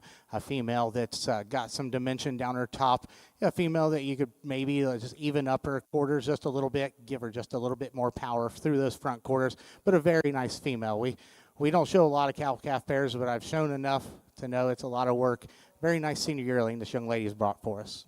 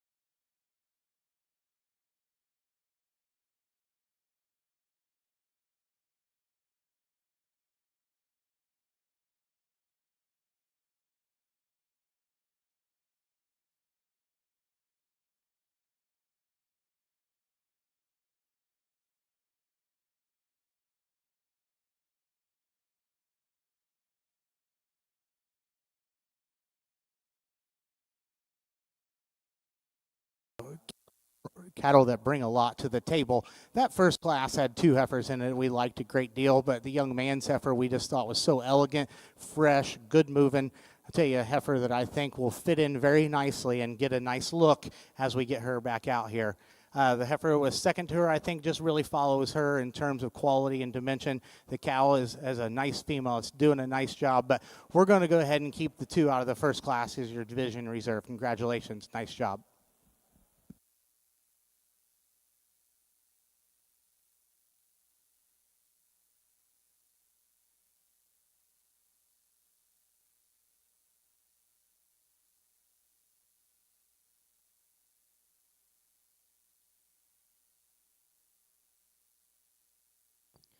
Well, congratulations over in the Limousin ring. Results out of that last division. Your champion, exhibited by Memphis Peterson with L7 Lady Luck, 399 LET. Reserve champion, exhibited by Eliza Truall of Skytook, Oklahoma. At this time, we're going to bring in all those division champion and reserves, and our judges will select their grand and reserve grand champion Limousin females here at the Cattleman's Congress.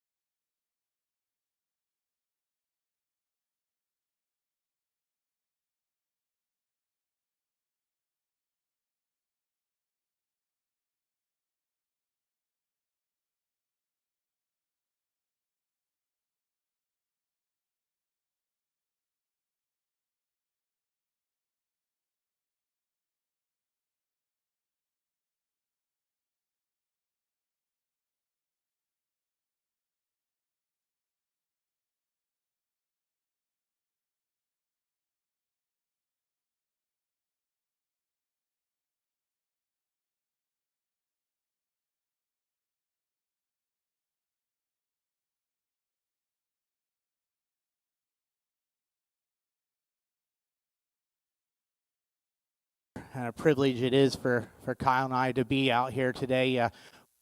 We spend a lot of time together, and those of you that know Kyle, he's pretty tough to not get along with.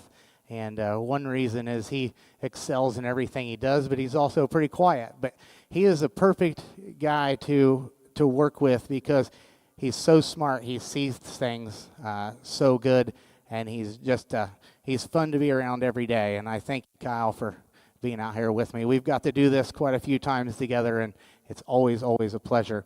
I just want to thank the Cattlemen's Congress. I want to thank the Limousin breed for thinking enough of us to have us out here and to being able to evaluate a show of this caliber and excellence. The Cattlemen's Congress is definitely one of our favorite shows. I just can't get over how accommodating the show is, how much of a pleasure that they make it to exhibit cattle here. We have lots of thank yous ourselves. We both have amazing wives that do everything for us, that keep our lives together. And we have kids that we love more than anything that are our whole life. And we definitely couldn't do this, and we do it for them. And we want to thank them and tell them how much we love them. We have families at home that are keeping everything together. My dad and my cousin, my parents. I just want to thank my parents for giving me every opportunity to ever be able to achieve being able to judge something like this. Everything that they did for me to get me to this point. Our help, we have 25 head here. Kyle, he went and exercised the 19 Shorthorns, and I went and exercised the 6 Angus, and we've got a bull that's going to show here in a little bit. So, we have to balance some of that, but this will be the first day that, we haven't had Kyle or I here. There's a lot on our help back there, and I just want to tell them how much I appreciate everything they do every day at home, what they're doing here today, and thank them so much. My life has had lots of ups and downs. I actually went to college at NEO. I wasn't going to go to college. I just wanted to work in a show barn. We had an attractive girl that came with the girl that was taking pictures at one summer, and she said, "You really need to go to college. Just give it a try." So I did. I went to NEO. Jerry Douglas was my coach. This state and this area was nothing but limousines. We judged limousines 75% of the time, and it was so much fun. This is what the breed that I grew up, I got probably started learning how to place and put things together on. I was so, I even went and flushed, believe it or not, a Shorthorn cow to Wolf's Rambler. So I'm sure there's a few of you that probably remember Wolf's Rambler, but at that time, this breed brought so much muscle and cutability and good things to the table. Those cattle have changed so much, and the cattle have become so just genuinely high quality and good. And it's fun to have seen this breed, how they've changed and how they just continue to get better. But I just thought that was a nice little bit of history. I've seen a lot of limousines at different stages. Lastly, and certainly the most important is, we all like to win. We want to do good, and this is how we provide for our families. It's our sport, but there is bigger things. Our family's health. All of you getting to and from the show safely. Those are the things that are life-changing. And,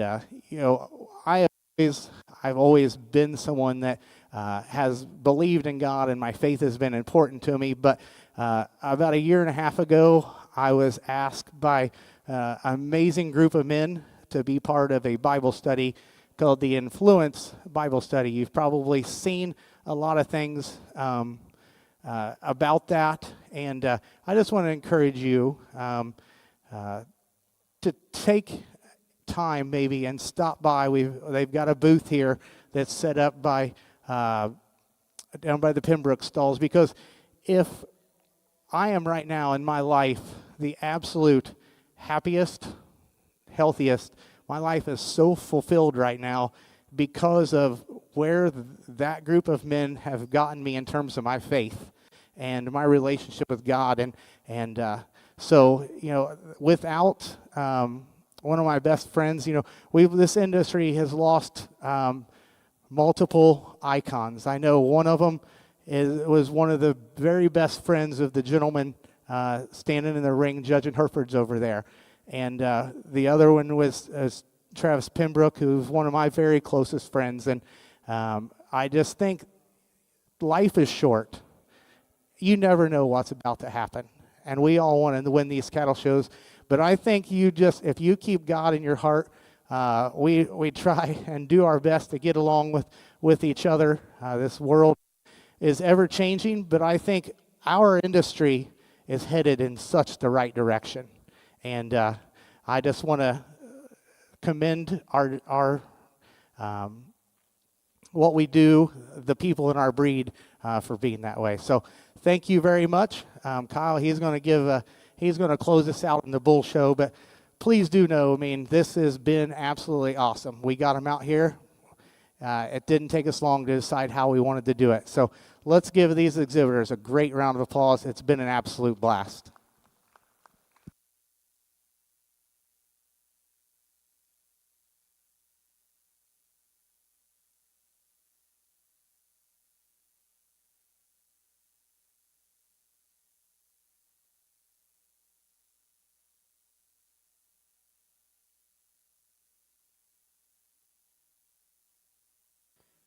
Well, congratulations, Grand Champion Limousin female here at the Cattleman's Congress, exhibited by Bailey Smith, Chakota, Oklahoma, bred by Tim Schaefer, Hagerstown, Indiana. That's TSSLNFX Beyonce 4601 MET.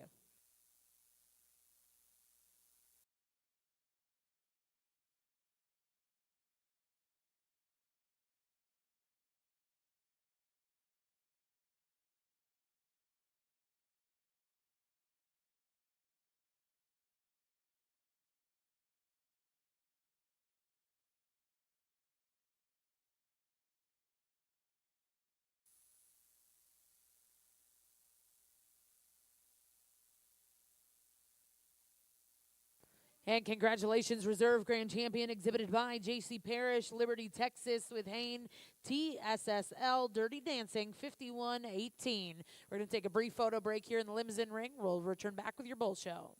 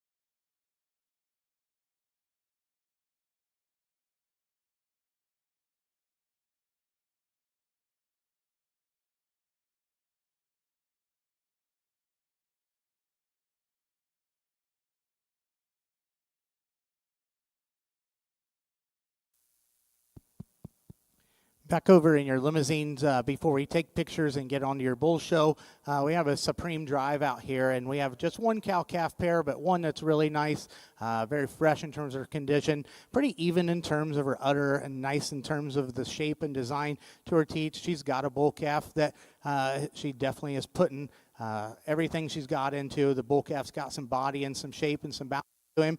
But, you know, it's hard to deny. We had that kind of a female heifer show where there was multiple great ones within that class. And this heifer, I think, is just so exquisite, so high quality. She's going to be your supreme champion. Congratulations.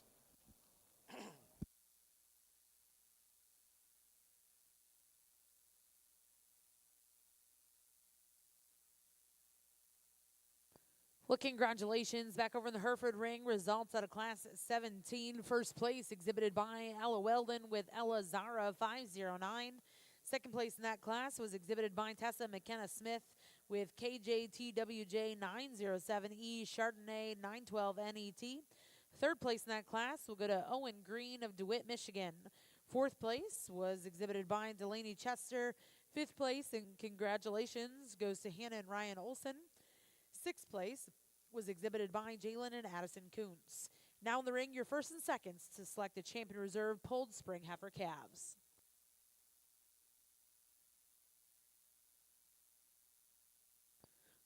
We'd like to also congratulate in the Limousin ring your champion cow-calf pair exhibited by Skyland White of LaRue, Texas. Our judges selected to stay with the heifer for your Supreme Champion female. Again, over here in Arena 2, we're going to take a brief photo break, and we'll get started with the Limousin Bull Show here in just a couple minutes.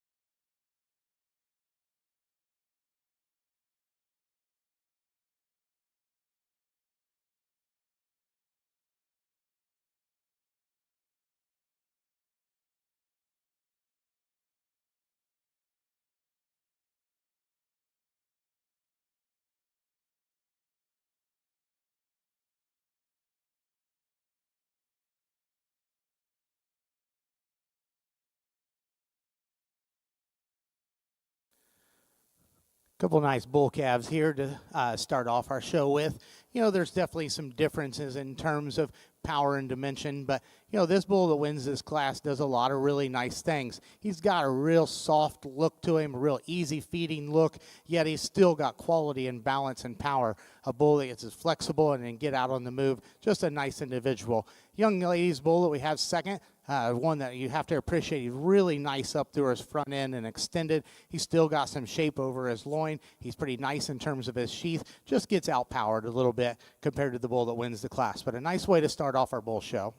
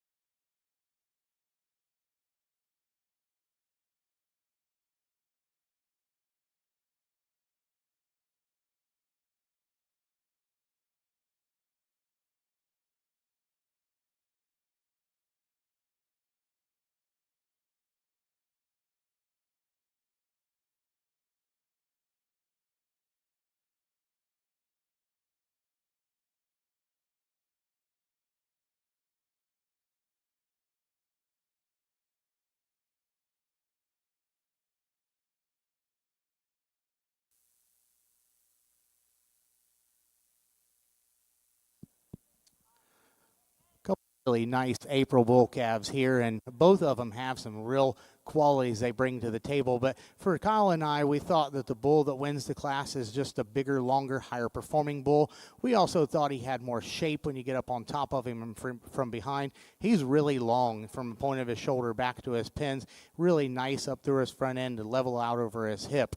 Head bull in second is maybe just a little deeper when you compare him to the bull that wins the class, but he's also doesn't have to have as much body because over as long a skeleton. He's a little shorter in terms of his body length, but we like this bull. We like the levelness he has to his top. He gets a little shorter necked and a little shorter bodied, but a couple really nice pair of bulls here in your second class.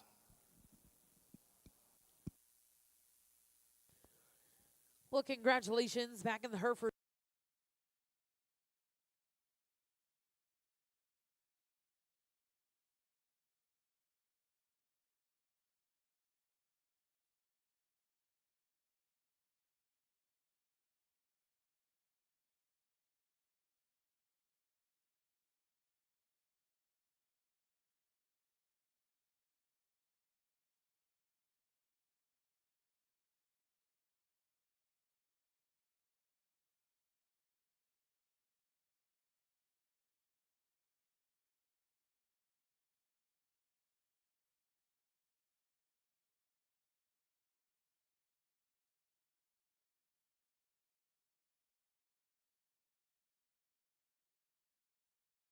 We've begun our Limousin Bull Show. Results out of the first two classes.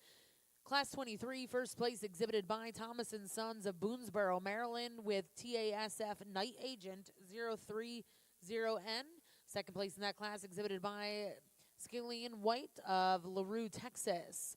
Then we brought in Class 24, first place exhibited by Colt Parkinson, Levelland, Texas. And second place was Cecil Osborne of Gary, Texas.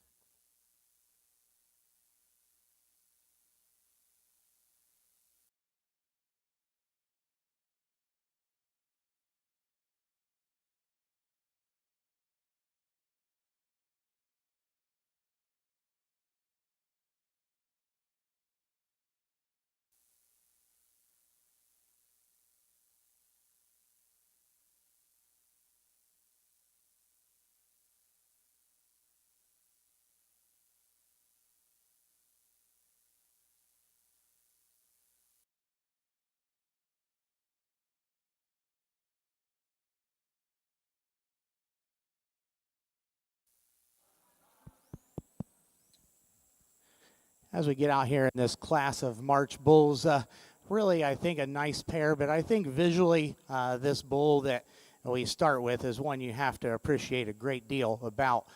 Just a tremendously big-footed, heavy-boned, awesome rib cage, very stout, just a nice, easy feeding look.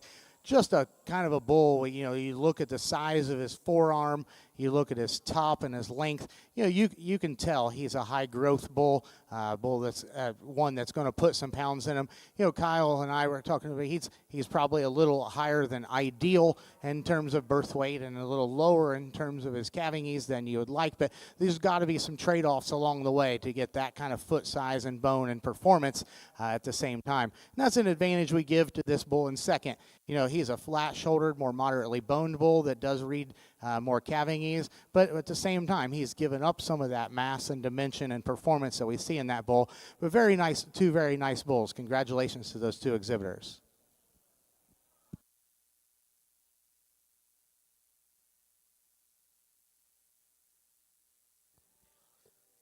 Well, congratulations in the Limmy Ring. Results out of Class 25 before the division. First place exhibited by back number 2334. That's DLTM Nickelback.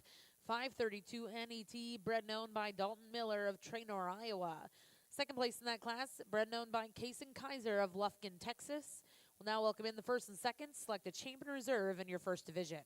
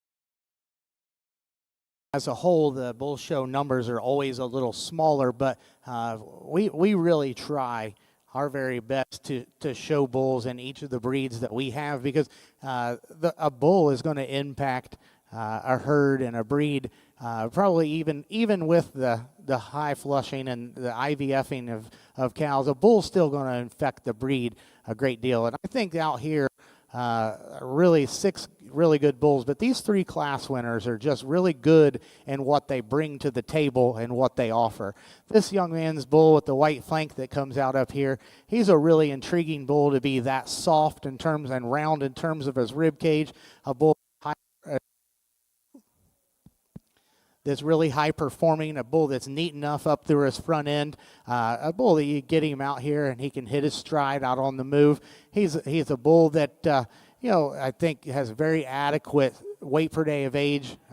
He's maybe not as big in terms of his forearm and his front bone as he is off of his back end, but I think that bull is very, very, very nice. The bull out of our middle class, I think he's probably as striking as any of the 3. He's really attractive up through his front 1/3. He's really long down his top, level out over his hip. He's probably a little greener in his condition today and not as far along. But I think a bull that if you're looking to add some length and extension, a bull that just has a great look, looks like he'd make really nice females, I think that's a bull to consider as well. Then the bull out of our last class, just a massively designed bull from the ground up and the rear forward. He starts off with just a tremendously big foot, a lot of bone, bull that's just tremendously wide hip, big ribbed and wide chested and good fore-ribbed. He's not sleek necked, but he's balanced. He's just got a masculine look to him. His symmetry from the side and his dimensions are all pretty just like you'd want them. We commented that within the breed, he's probably a little higher in terms of birth than was probably ideal to some.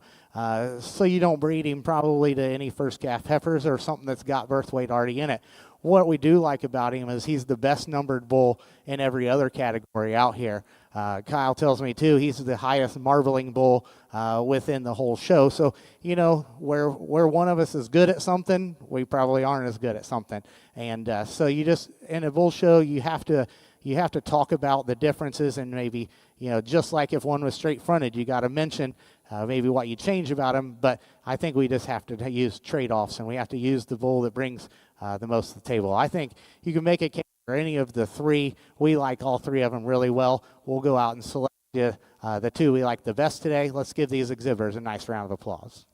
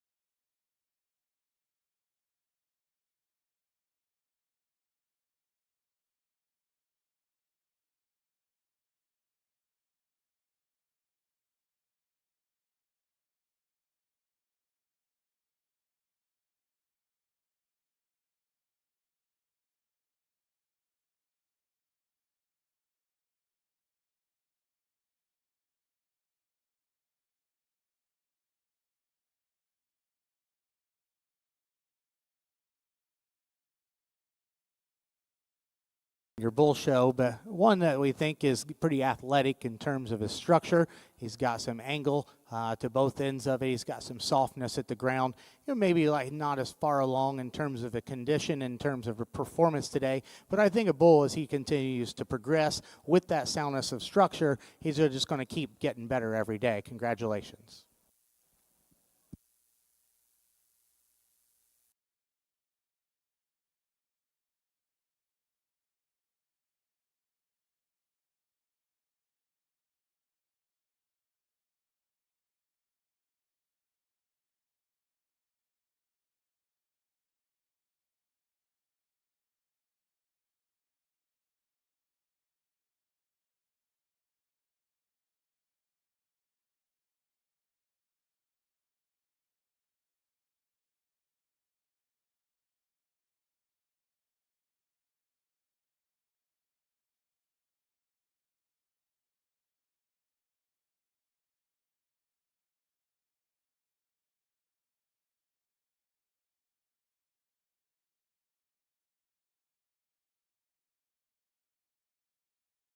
Our first class in Division II, first place was exhibited by Jennings Sanders, Huntington, Texas, with SSFR Austin 43NET.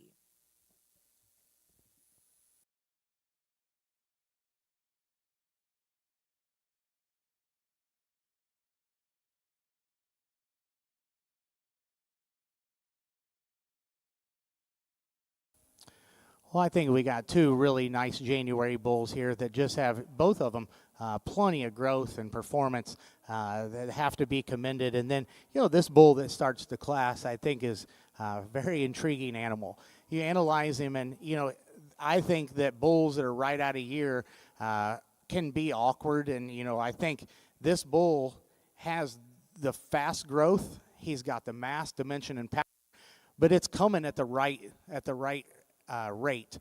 He's just right where you'd want him in terms of its condition. A bull that's very balanced, a bull that's so powerful, a bull that's got tremendous scrotal circumference. I love his foot size, and I love the flexibility he has. Just a really nice individual. It's too bad that this young lady ran into this bull, because this bull would probably win a lot of classes and bull shows within breeds, because this is a good individual. He too is very nice in terms of his structure. He's got plenty of growth, plenty of length, plenty of width. He doesn't have the mass to the center body or the overall extras, but that's an awfully good one as well.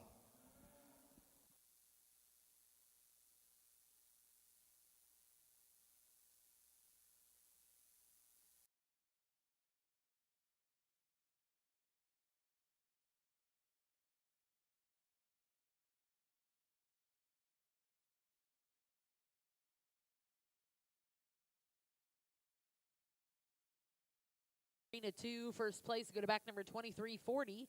That's Ratliff Cattle with Ratliff No Mercy 406 NET. Second place in that class, bred and owned by Kylie Gaston, Eastland, Texas. We'll now bring this first and seconds in, select the champion reserve here in Division 2.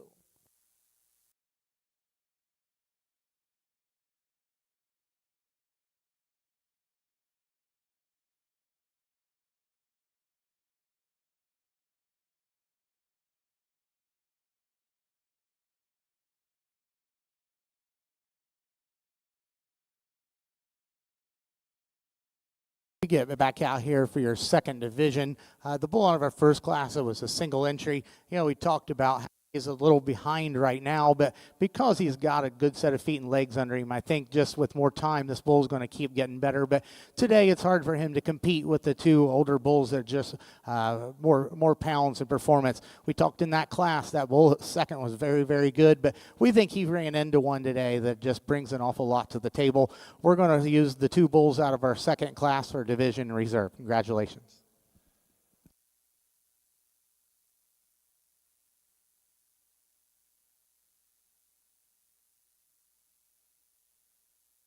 Well, congratulations, your Division II champion Limousin bull exhibited by Ratliff Cattle with Ratliff No Mercy 406 NET. Reserve champion will come out of the same class, back number 2341, exhibited by Kyle Gaston of Eastland, Texas. We'll now look to see class 28 here in Division 3.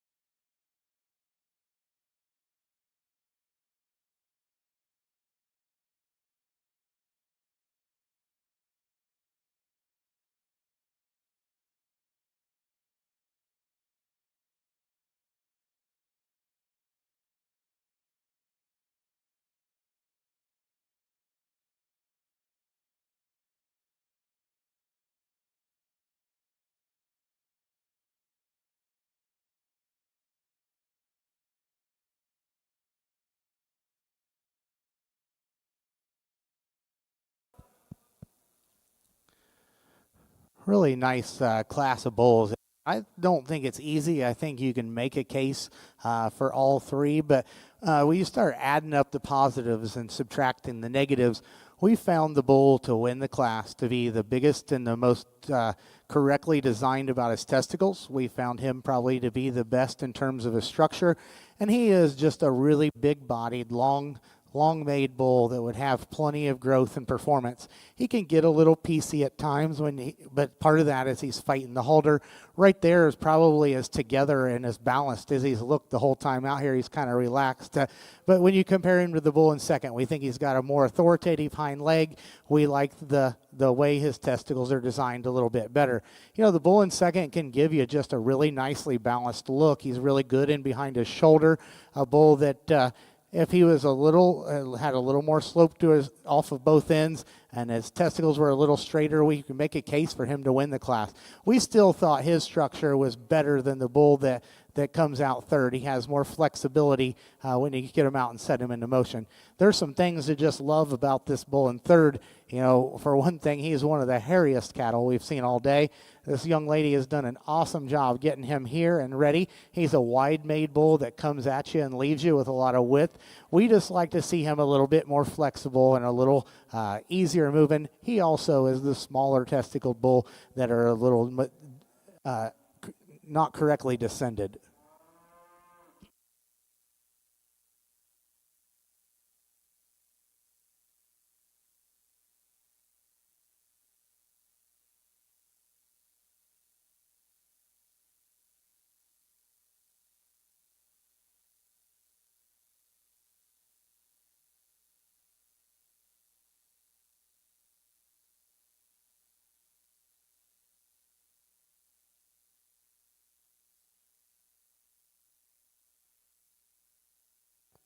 Well, congratulations over here in the Limousin ring. Results out of Class 28, first place went to back number 2344. That was Ashley Schrag of Mountain Ridge, Kansas, with Schrag, the main man, 195 MET. Second place in that class, bred known by Cole Keaton of Wolforth, Texas.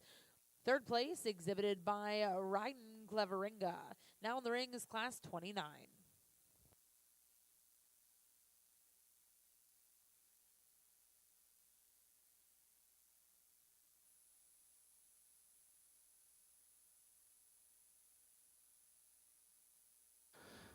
I got a nice single entry here, October bull. One that has just a nice, easy feeding look to him. He's long-bodied. He's level down his top and out over his hip. He's pretty functional in his design. He's got a good set of testicles. He's tight in his sheath. Kyle says he reads just pretty good all the way across the board. Nice individual. Look forward to having him back out here in your division.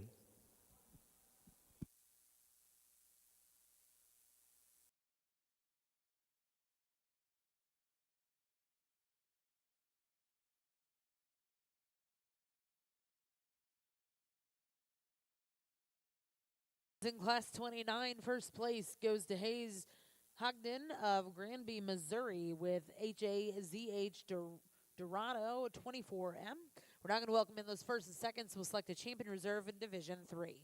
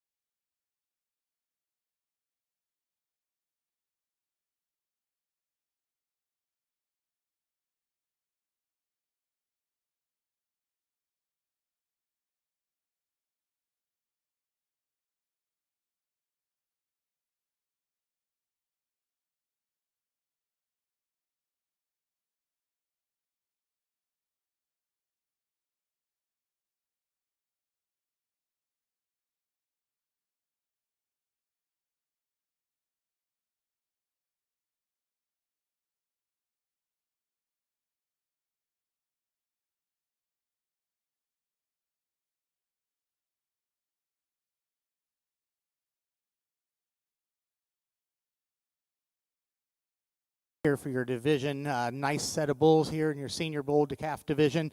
This bull that we used to win the first class, I think we got him broke. He just keeps looking better the more he relaxes out here.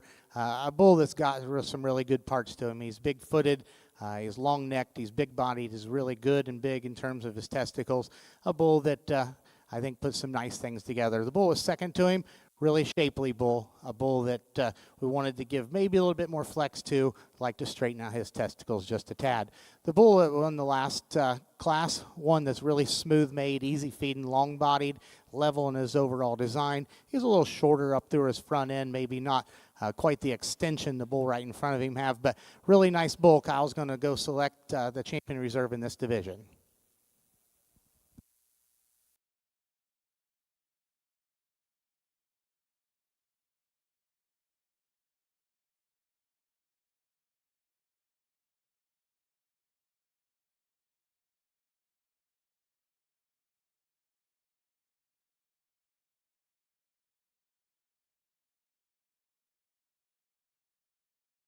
Division 3 in the Limousin ring, your champion goes to back number 2344. That was Schrag, the main man, 195 MET, bred and owned by Ashley Schrag of Mountain Ridge, Kansas. Reserve champion will come out of class 29, exhibited by Hayes Hogden of Granby, Missouri. We'll now look to see class 30.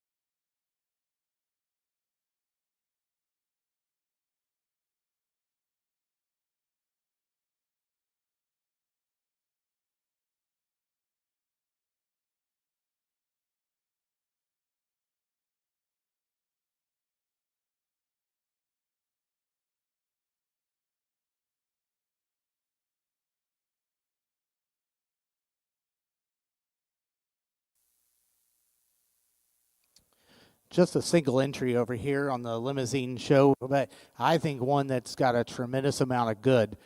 You talk about we just judged a exceptional female show, and this bull looks like he'd make those kind. He is so good looking up through his front end and nice in his neck and smooth in his shoulder. He's long-bodied, he's level-hipped, his structure is very, very good. I'll tell you one thing that's very impressive about this bull is how well he transitions from his shoulder into his forerib. He must be a bull that is easy in terms of in feeding. He's a smooth-made bull. I think it's just a very nice bull that brings a lot to the table. Congratulations.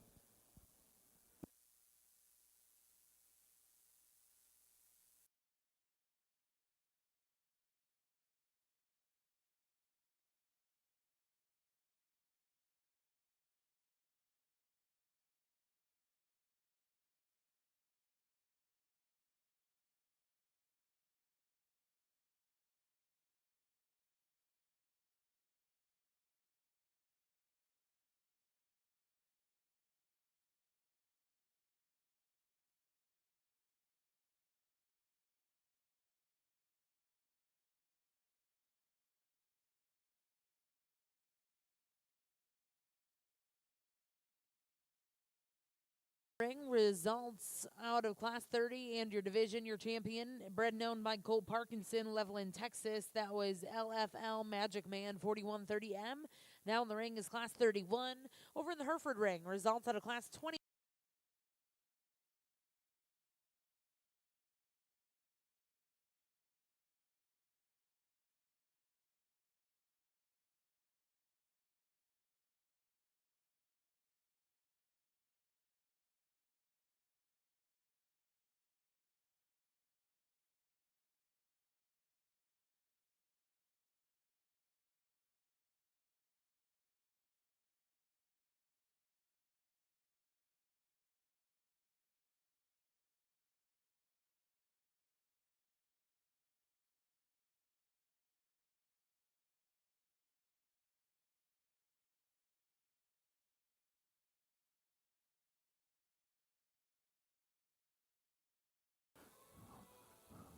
Really a nice pair of bulls here, and both bulls we think are good and functional in terms of their type and kind, but there's just so much more strength and dimension to that wins when you analyze him and compare him to the bull in second. He's a bigger statured, stronger, more muscular topped bull that carries more three-dimensional volume from his hooks back and down to his pins and down to his quarter. He's a bull that is very striking from the profile. We like the cleanliness to his underline and his sheath a little bit better than the bull we have in second. The bull we have in second takes a really nice long stride off of his hind leg, really good in terms of his depth to his center body. A bull that just doesn't have quite the muscle shape or balance that the bull that we start with does, but another very intriguing, very nice bull this young lady's brought out for us. Congratulations.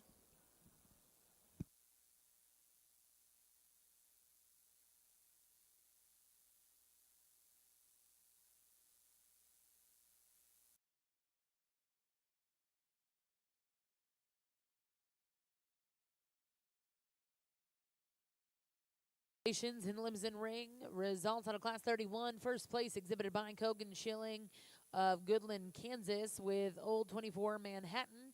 Second place in that class, bred and owned by Trace Falkenstein of Oswego, Kansas. We'll now welcome in Class 32 to Arena 2.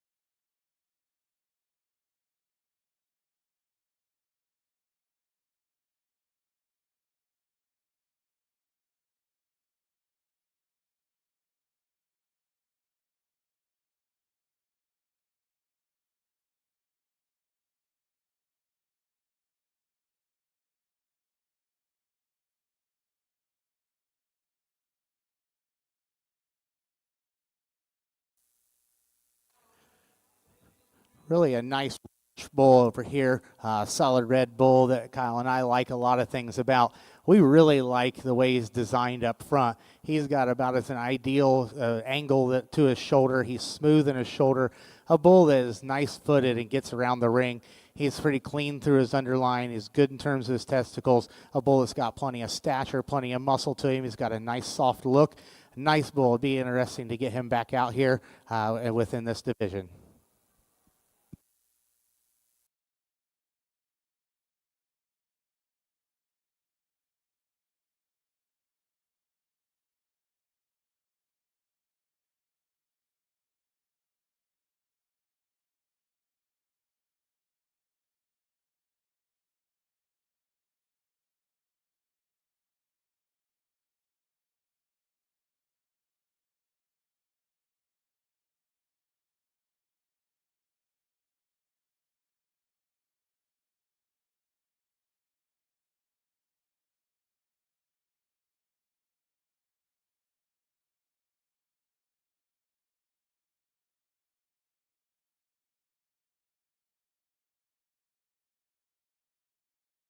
February bull, but one you really have to like for both his athleticism in terms of his structure.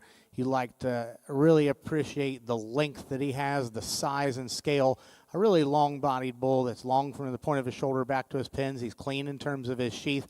He's maybe not quite as just massive in terms of his center body or his muscle as a couple of the bulls in this division, but I think one that's a very nice individual that if you're looking for a bull that's going to stay sound and going to add some stretch to your cows, he's a nice one. Congratulations.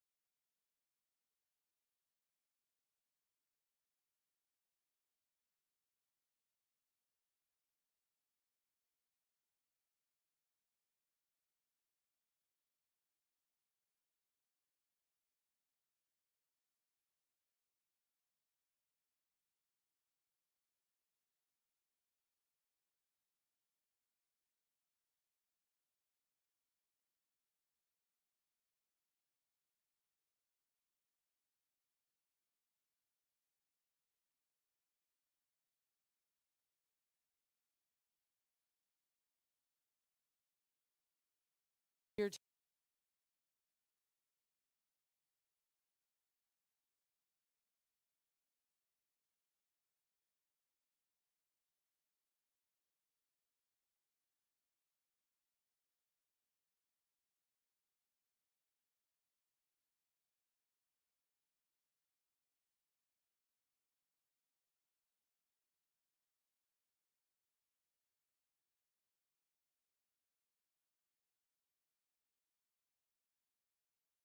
congratulations Reserve champion in that division going to back number 5184. That was CLNS Scarlet Witch 5110 ET, owned by Sierra Claire and Cricket Collins, Chattanooga, Oklahoma. We'll get the ring cleared and welcome in Class 22 pulled senior heifer calves.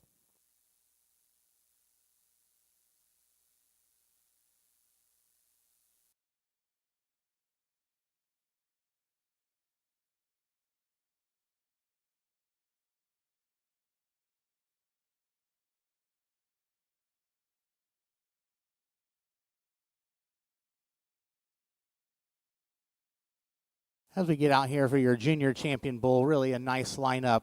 That first class brought us two really good individuals, two bulls that were soft in their design, moderate in their frame. We just thought the bull that won that class was so much more dimensional. This is a bull that's very intriguing and brings a lot to the table to be that wide all the way through. You know, this bull he comes at you wide. He's great in terms of his top shape. All the way down, he's wide hipped. When you get behind him, he's ultra powerful bull. That with that, you get side of him, and he's so neatly put together. A bull that is still tucked up nice in his chest. He's balanced in terms of his underline. I think just a nice bull that puts a lot of good things together. The bull that was second to him, super big-bodied and sound. Just maybe like to see a little bit more of him. We really like the red bull as well. That bull brings a lot to the table and probably has a couple advantages over the black bull in front of him.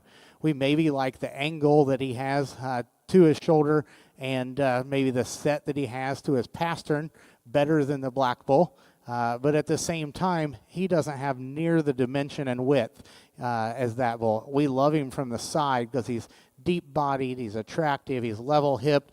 But when you compare him to the bull in front of him, he doesn't have near the width off of either end. Bull is not quite as good in his top line, not quite as tidy in his sheath, but we think it's close.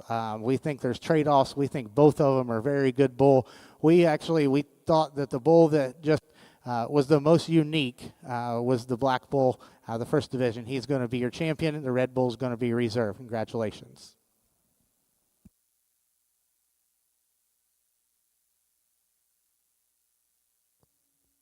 Well, congratulations in Limousin ring results out of that division. Your champion exhibited by Cogan Schilling, Goodland, Kansas, with Old 24 Manhattan, and reserve champion exhibited by NC Cattle Company and Oshner Limousin. We're now going to welcome in Class 34.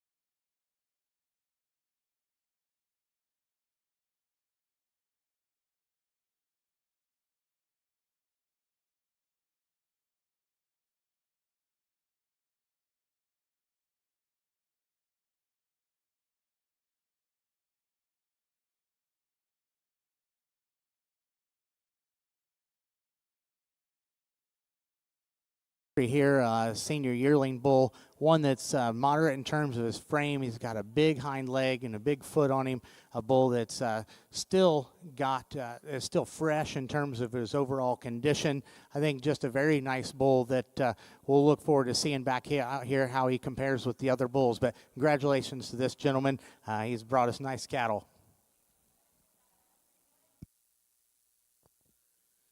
Well, congratulations, your division champion.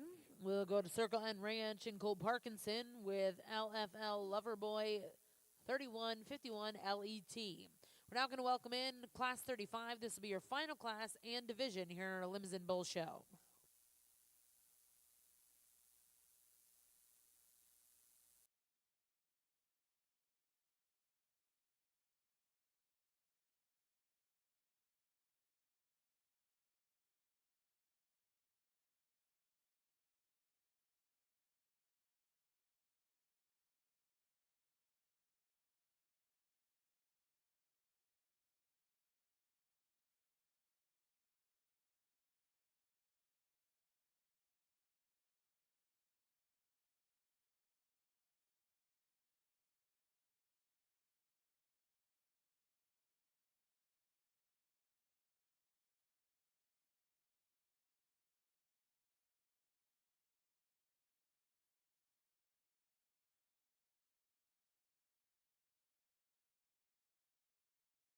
entry here, May 2-year-old bull, and I think Kyle and I think the one word that just kind of describes this bull is complete.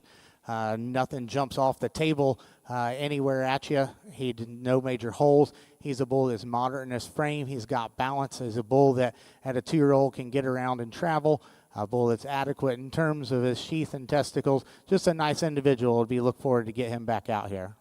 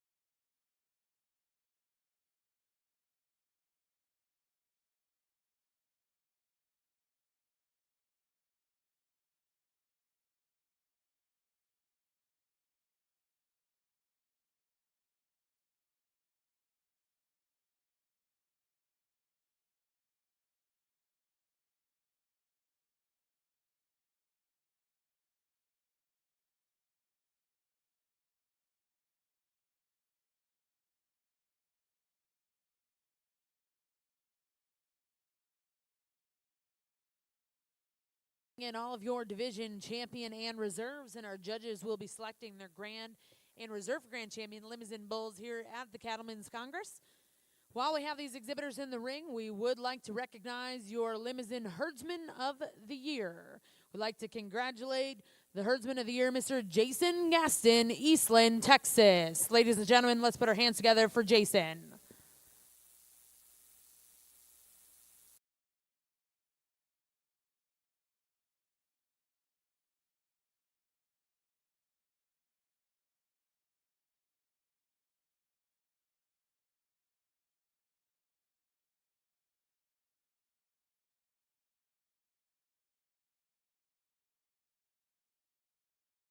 That's 22 over here in the Hereford ring.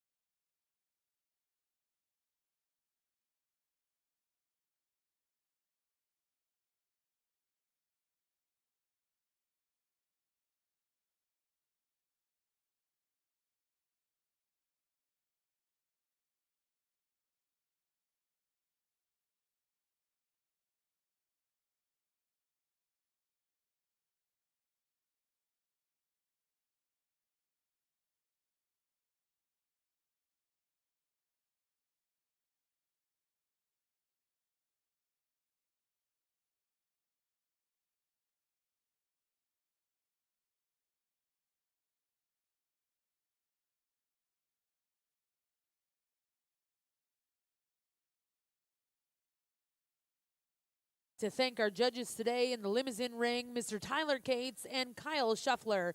Ladies and gentlemen, here in the OG&E Coliseum, let's put our hands together and thank those gentlemen for joining us.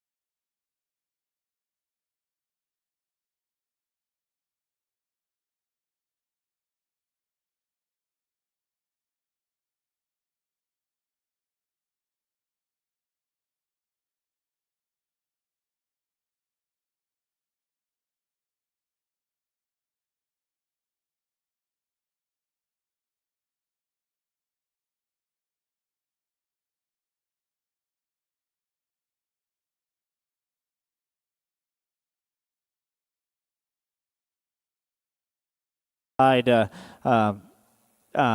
of all, I'm going to go ahead and thank some people. It's certainly been a lot of fun out here to judge with Tyler. I have to thank him. I mean, he's the one that kind of helped me through this and put me in a position to be able to come out here and help judge. I have to thank him and give him a lot of praise because I wouldn't be out here. I wouldn't be doing this if it wasn't for him. I have to thank him. I thank the Limousin Association for allowing me to be associate for him today and to help sort through the cattle. It's been a lot of fun, and certainly we got up of bulls out here. Tyler wanted me to kind of maybe go through some of these bulls again and just kind of give you some ideas of what we're seeing, because I do think it's close out here. I think there's some differences. There's some give and take. With a bull show, like you said earlier, there's always a lot of numbers, but we do have a lot of quality out here, so we want to give recognition to these bulls and make sure you kind of see what we're seeing in them. The bull calf that won that first division, like we said out here, was just so overwhelming in terms of just stoutness and power and body, and just really chubby built kind of a calf that's really dense made. And as we break him down and we get him out here, compare him to some of these other ones, maybe he's gets a little wider because he is so wide, stout built, maybe a little plainer up front. And as we commented, maybe got a little earth weight too. The bull that won that next division is a bull that we like a great deal. We love his stretch and skeleton. We like the overall size that this calf is for this stage of the game. I think Tyler maybe commented a little bit, a bull at this age can be kind of in an awkward position in terms of their growth, and maybe we see that a little bit in him, but we actually appreciate it because it shows that he actually has some true performance and some growth and skeletal extension. We like his stoutness. We like his structure. Just a super complete, very, very good bull to represent that division. We come on back to this white-bellied bull. That was a division that had some give and take for sure. He just kind of balanced up a little nicer, maybe just handled his structure a little bit better, a little smoother built kind of a calf. In this division, or in this lineup, maybe just gives up a little bit in terms of extras out here, but still a really solid kind of calf that we have to appreciate a lot of things about. As we progress and get older here, we got a July. It was a single entry division, a calf that's structure was excellent out there. Flexibility, his angles, his reach is awesome. I think he's a calf that's really long bodied for his overall size. I think he's a moderate kind of bull that's got tremendous amount of length of hip, length of spine. He's a good looking bull that up front is so attractive and smooth built and smooth about his shoulder. Maybe in comparison to a bull right behind him or some of the other ones, maybe he's not just overwhelming in terms of just performance, in terms of size. Maybe just not overwhelming in terms of just his stoutness when you get in on top of him, but still a bull that we really, really, really like in terms of structure, and maybe one of the better structured bulls that we've seen out here today. We come back to a bull that's maybe got a little more stoutness, a little more power. He's big back, big topped. He's a calf that's got a really attractive look up front for being that kind of stoutness and power. Maybe one that, as we talked him out here, he's a calving east bull on paper, maybe reads a little lower in some other categories, and we definitely want to comment on that because I think it's something to look at. But he's a bull that, like we said, he's so attractive, so stout, so powerful, just a really solid, good kind of a bull that's going to generate some nice-looking females, I'm sure, when you put them in production. And we had another single entry as we jump into some of these older bulls, a bull that Tyler said is a real stout made, really heavy muscled, big bone, big footed, a loose structured kind of a bull. Just a really nice kind of a bull that's going to go out and put some pounds and performance into his calf crop. And then we concluded with the bull that was a single entry there in the 2-year-olds. That's, like we said, was just ultra complete. Not a big fault in that bull. He's good in terms of his structure. He's good bodied. He's got a decent look out here when you get him on the profile. Just a really solid kind of a bull. Maybe not just over the top in any one category, but just very, very, very complete. And it's interesting to get them all back out here, like I said, and kind of break through them and kind of look at the differences. And I think there's a lot of different ways that we could go. And I think as breeders, I hope you see the appreciation that and should have some appreciation for these bulls, because I think there's definitely some things that use as breeders could utilize even on down into some of these classes, some of these bulls into some into your breeding programs. So again, I also want to thank Tyler said it, I'll reiterate it, thank our crew back in the stalls. I know it's a lot of work with the cattle that we have here, and it's our first day in the barn there with the short horns and getting them washed up and ready, and getting them filled back up and looking the part. So I want to thank them, and most importantly, I want to thank my wife. She flew in today. I'm not sure if she's out here watching, but I have to thank her, because if it wasn't for her, there's a lot of things that happen that wouldn't get done like they need to, because she really keeps me in line, she keeps us in line, and keeps things rolling back home and here. So I have to thank her. I have to thank my son. He's staying home from this year's Cattleman's Congress, which I think will be the first one he's missed yet, and I have to thank him. I hope he's watching too. So thank you again to the Limousin Association. Thank you to Cattleman Congress. We're going to go out here and we'll get you a champion in reserve. Let's give our round of applause to all these breeders and exhibitors out here for the Limousin show. My compliments to you.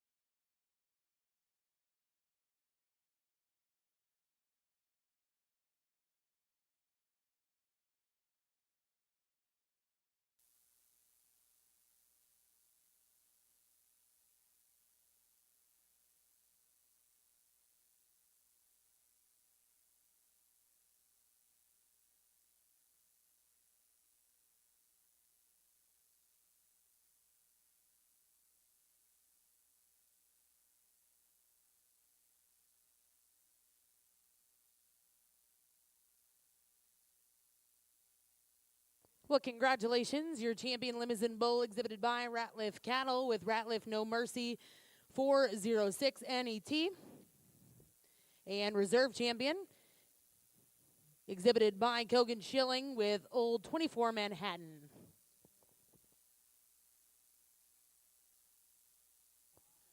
We are going to take a brief pause here in the OG&E Coliseum. We will start back here in just a few minutes.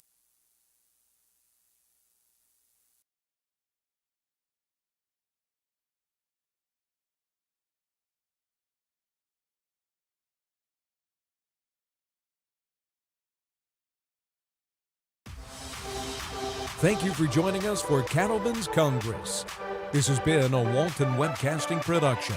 Livestock like you've never seen before.